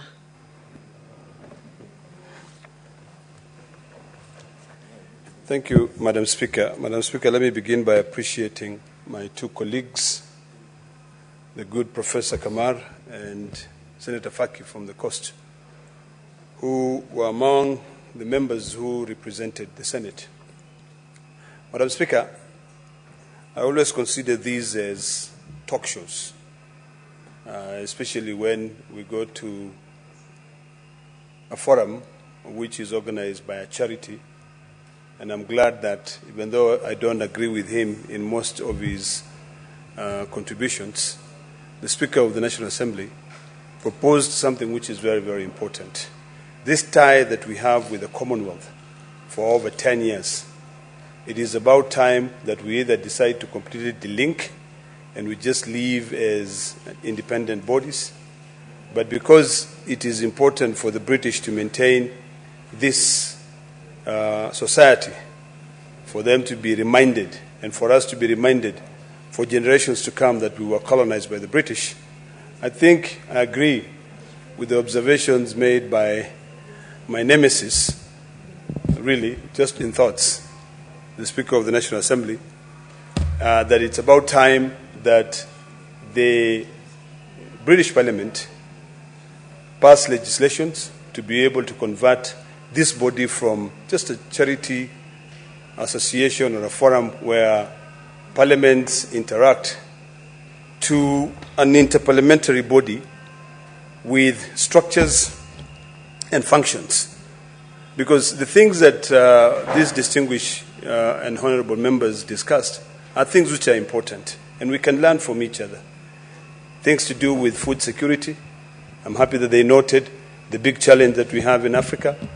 And I think as leaders, if we start looking and thinking about the end game, the results, is when we'll be able to really have solutions for all our problems. We have a lot of problems, which I dare say, even right now, Madam Speaker, when you're sitting here, we are hearing trumpets, vuvuzelas, of course, people lamenting and complaining because of being marginalized. I'm happy that this committee, when they went, or these members, they discussed about the issue of marginalization, because it's the one that breeds in terrorism.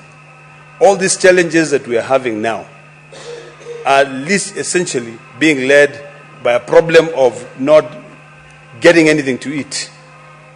Madam Speaker, yesterday I was listening to a young citizen of this republic who was making a lot of sense, complaining that he has a wife at home, but he has no food, he has no job, he has a child that he needs to be able to take care of. So he needs a job for him to be able to live a good life. These honorable members of parliament, both of the National Assembly and the Senate, when they sat with their colleagues from the Commonwealth nations, celebrating 10 years and discussing issues to do with food security, issues to do with marginalization, terrorism, issues to do with integration and working together, should really now guide us. And this is why every member should be reading this report. One of the things that really touched me, and I hope that as a country we can be able to go to that direction, is how to improve harvesting of our foods, bring in the technology. So the government of Kenya ought to be focusing a lot, because this issue of agriculture is devolved, yes. But it seems that most money is left with the national government. If we want to be able to leapfrog and be able to catch up with other Commonwealth nations, I think it's about time that we invest heavily on the agricultural sector. We can only guarantee food security in this country, learning from other Commonwealth nations, by really putting a lot of money in the harvesting technology for either animal feeds or even just ordinary food for human consumption. Madam Speaker, if you look at a country like Senegal now, or if you look at a country, let me use a good example of a small country called Burkina Faso. Burkina Faso is a country that has gone through a very difficult time. But the young leader who is there now is speaking to the issues that my colleagues went and spoke to with the rest of the members from the Commonwealth nations. Food security. The current leader came in and decided that everybody has to work. Instead of buying SUVs for ministers, they ended up buying tractors and harvesting equipment for their citizens to go out there and work and ensure and guarantee food security. Madam Speaker, if we could take a leaf from that, then we'll be able to take this country to greater heights. The other issue, which I'm happy that my colleagues discussed there, and I hope that we can be able to make it practical here, is the issue of the younger generation. There's one thing that I'm very passionate about, Madam Speaker. This is the issue of intergeneration fairness. The reason why we have problems today in this country is because we in the leadership are only concerned about lining our own pockets and not concerned about the future generation. I believe it's about time that we really think about how to solve this problem of the youth. They also talked about the issue of the two-third gender rule that we've discussed here. Exploring ways of being able to bring in, equity or equality among the things that we share in terms of leadership. Madam Speaker, these are not new things. These are things which are in the SDGs goals, which all countries around the world have teamed up together. And the Gen Zs in this country have really taken up on that issue to ensure that there is equality, there is accountability, and there is transparency. So these issues, I hope that next time when we send a delegation to go and discuss very important things. One, issues of food security. Number two, issues of gender parity. Number three, issues to do with the youth and their role, the role that they play here. Issues to do with environmental approaches. We will not take almost 2 years. This report was tabled. This event took place in 30th September 2023. And we are now going to 2025. Maybe if my colleagues would have tabled this thing and we prioritize and brought up this matter and submitted this report for the Senate to note 6 months earlier, we would not have been dealing with this issue of the issues that we're dealing with right now, issues of Gen Zs. Maybe we would have learned from that and would not have waited for the Gen Zs to come and remind us that, hey, Senate of Kenya, we are hungry. Hey, Senate of Kenya, we are jobless. Hey, Senate of Kenya, you are corrupt. You know, the executive, you are corrupt. Maybe we would have learned something from this.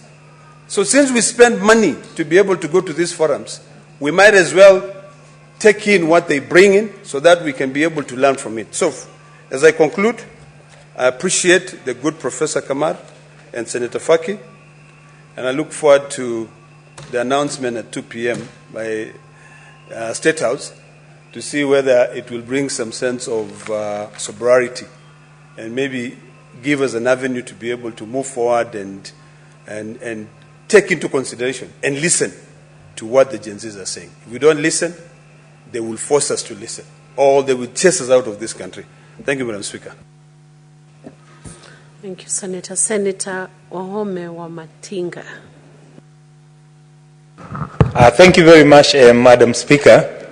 Indeed, I took part in this conference in Accra, Ghana, and it was a moment, Madam Speaker, to reflect on quite a number of things. Most importantly, looking at where we've come from, the history and the ties and the bondage that we have between the countries that attended.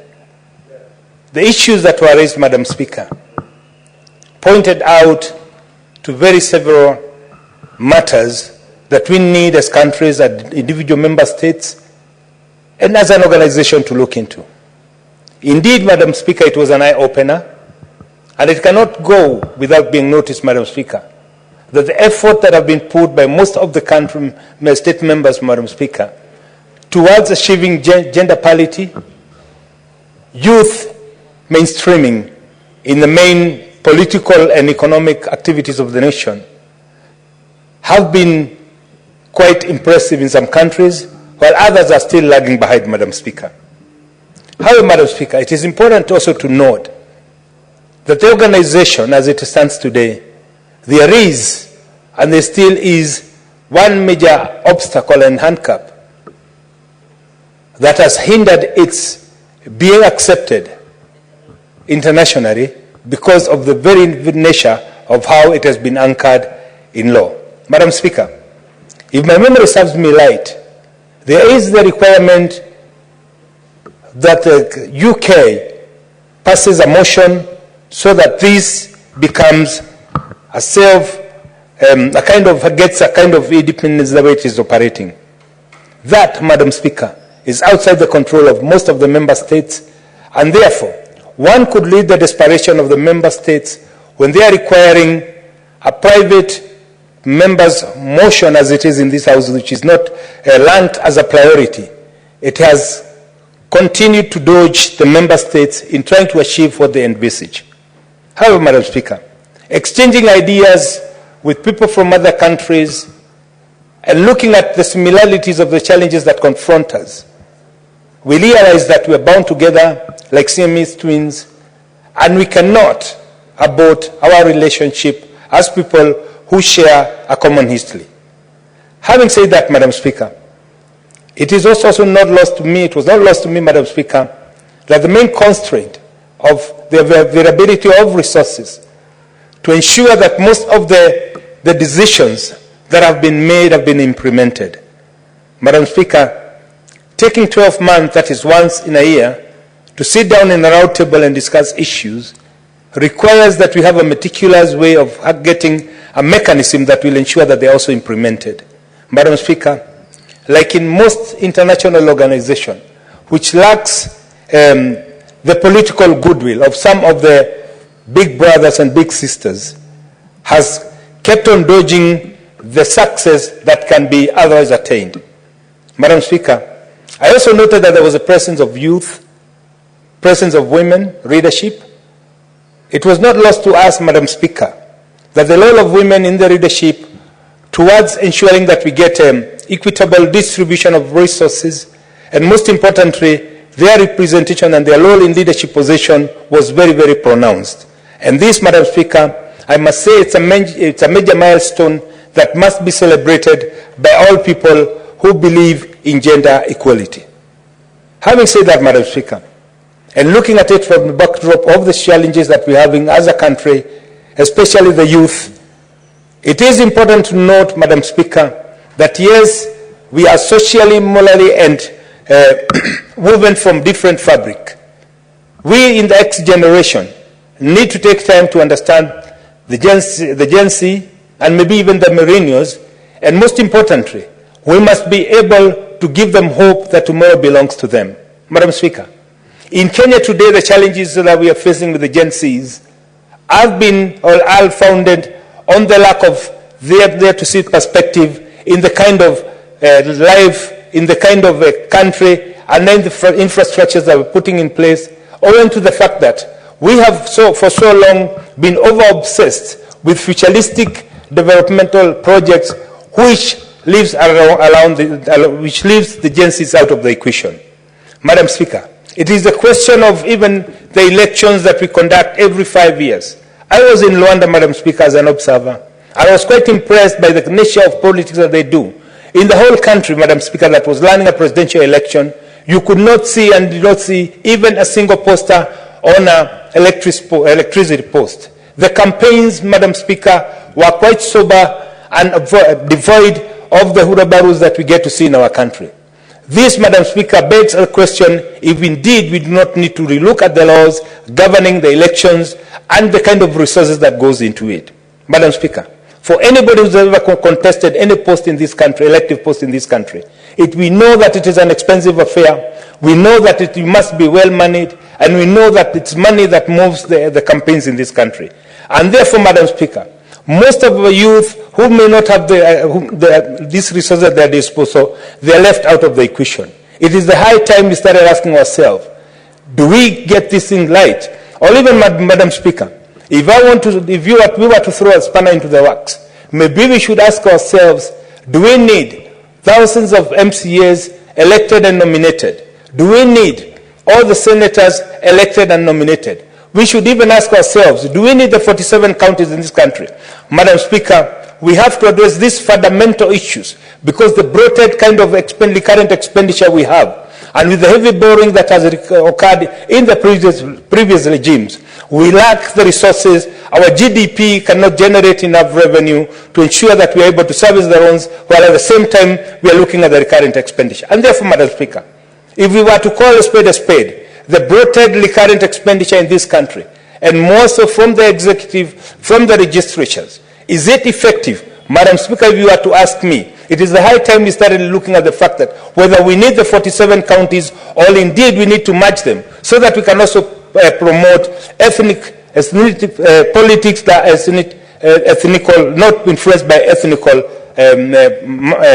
undertones. Madam Speaker, I'm imagining in a country where we would have like 13, 14 counties. That would mean that regional blocks, Madam Speaker, that do even make economic sense without the necessary duplication of 47 county assemblies, of 47 governors, of 47 senators. Madam Speaker, this would go a long way into ensuring that we get a cohesive government, into ensuring that we get a cohesive country, and most importantly, promote cohesion among the regions. Madam Speaker, as I said, you ask the question in Luanda, which ethnic group do you belong to? They tell you that belongs to the ancient times. Madam Speaker, how I wish that this country of ours will be able to get a community, a society that is not divided among the tribal lines, where ethnicity is not a factor, where communities from different backgrounds will take their diversity as their strength without necessarily saying this is our man or that is my tribesman.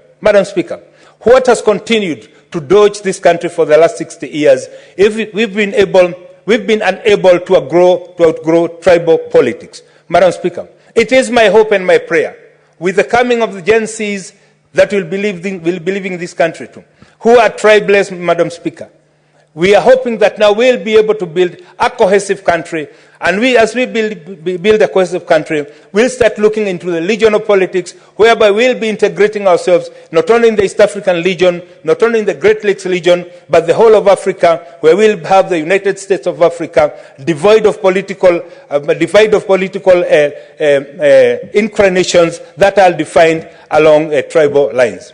Madam Speaker, as we sat in the conference and held several discussions and several forums with people from across the Commonwealth world, we realized that there is indeed a lot that we need to do.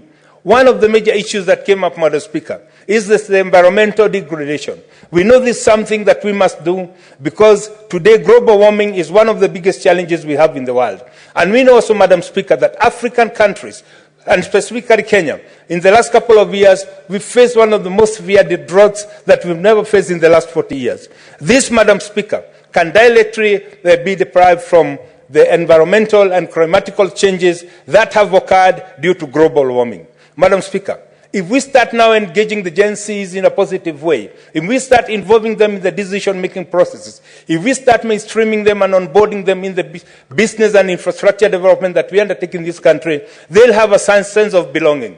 What there is, Madam Speaker, I've spoken to them, most of them, because I also have some living in my household. We realize that they lack the futuristic approach. We realize that they lack the future perspective because we have taken all the resources, we have used all the resources without minding how sustainable they'll become in the future. This, Madam Speaker, can be addressed. And the only way to address them is formulating laws and implementing them, observing the Constitution as it is, and most importantly, showing them the political goodwill to engage them not only in the businesses, but also in the political decision-making. But that, Madam Speaker, cannot be achieved if we do not ensure that we change the way we define our political party act, the way we define our politics, so that the requirements that we have around our election, Madam Speaker, is not so demanding in such a way that it becomes preventive for the young generation to join the mainstream politics. As I sit down, Madam Speaker, I'll be looking forward to future engagements in the CPA because it is a very unleashing forum, and most importantly, it gives us an opportunity to showcase what we are doing as a country and what other countries are doing better than us, but most importantly, Madam Speaker, to learn from the best practices across the CPA states. Madam Speaker, thank you very much for giving me the opportunity, and this is a golden opportunity that we must take so that we can promote Kenya as a sovereign state in the membership of the CPA, and most importantly, make her one of the main contributors and shapers of the destiny of the Gen Zs in the world over. Thank you, Madam Speaker.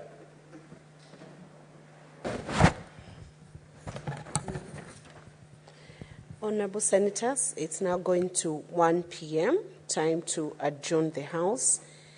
The Senate therefore stands adjourned until later today, Wednesday, 24th July, 2024, at 2:30 p.m.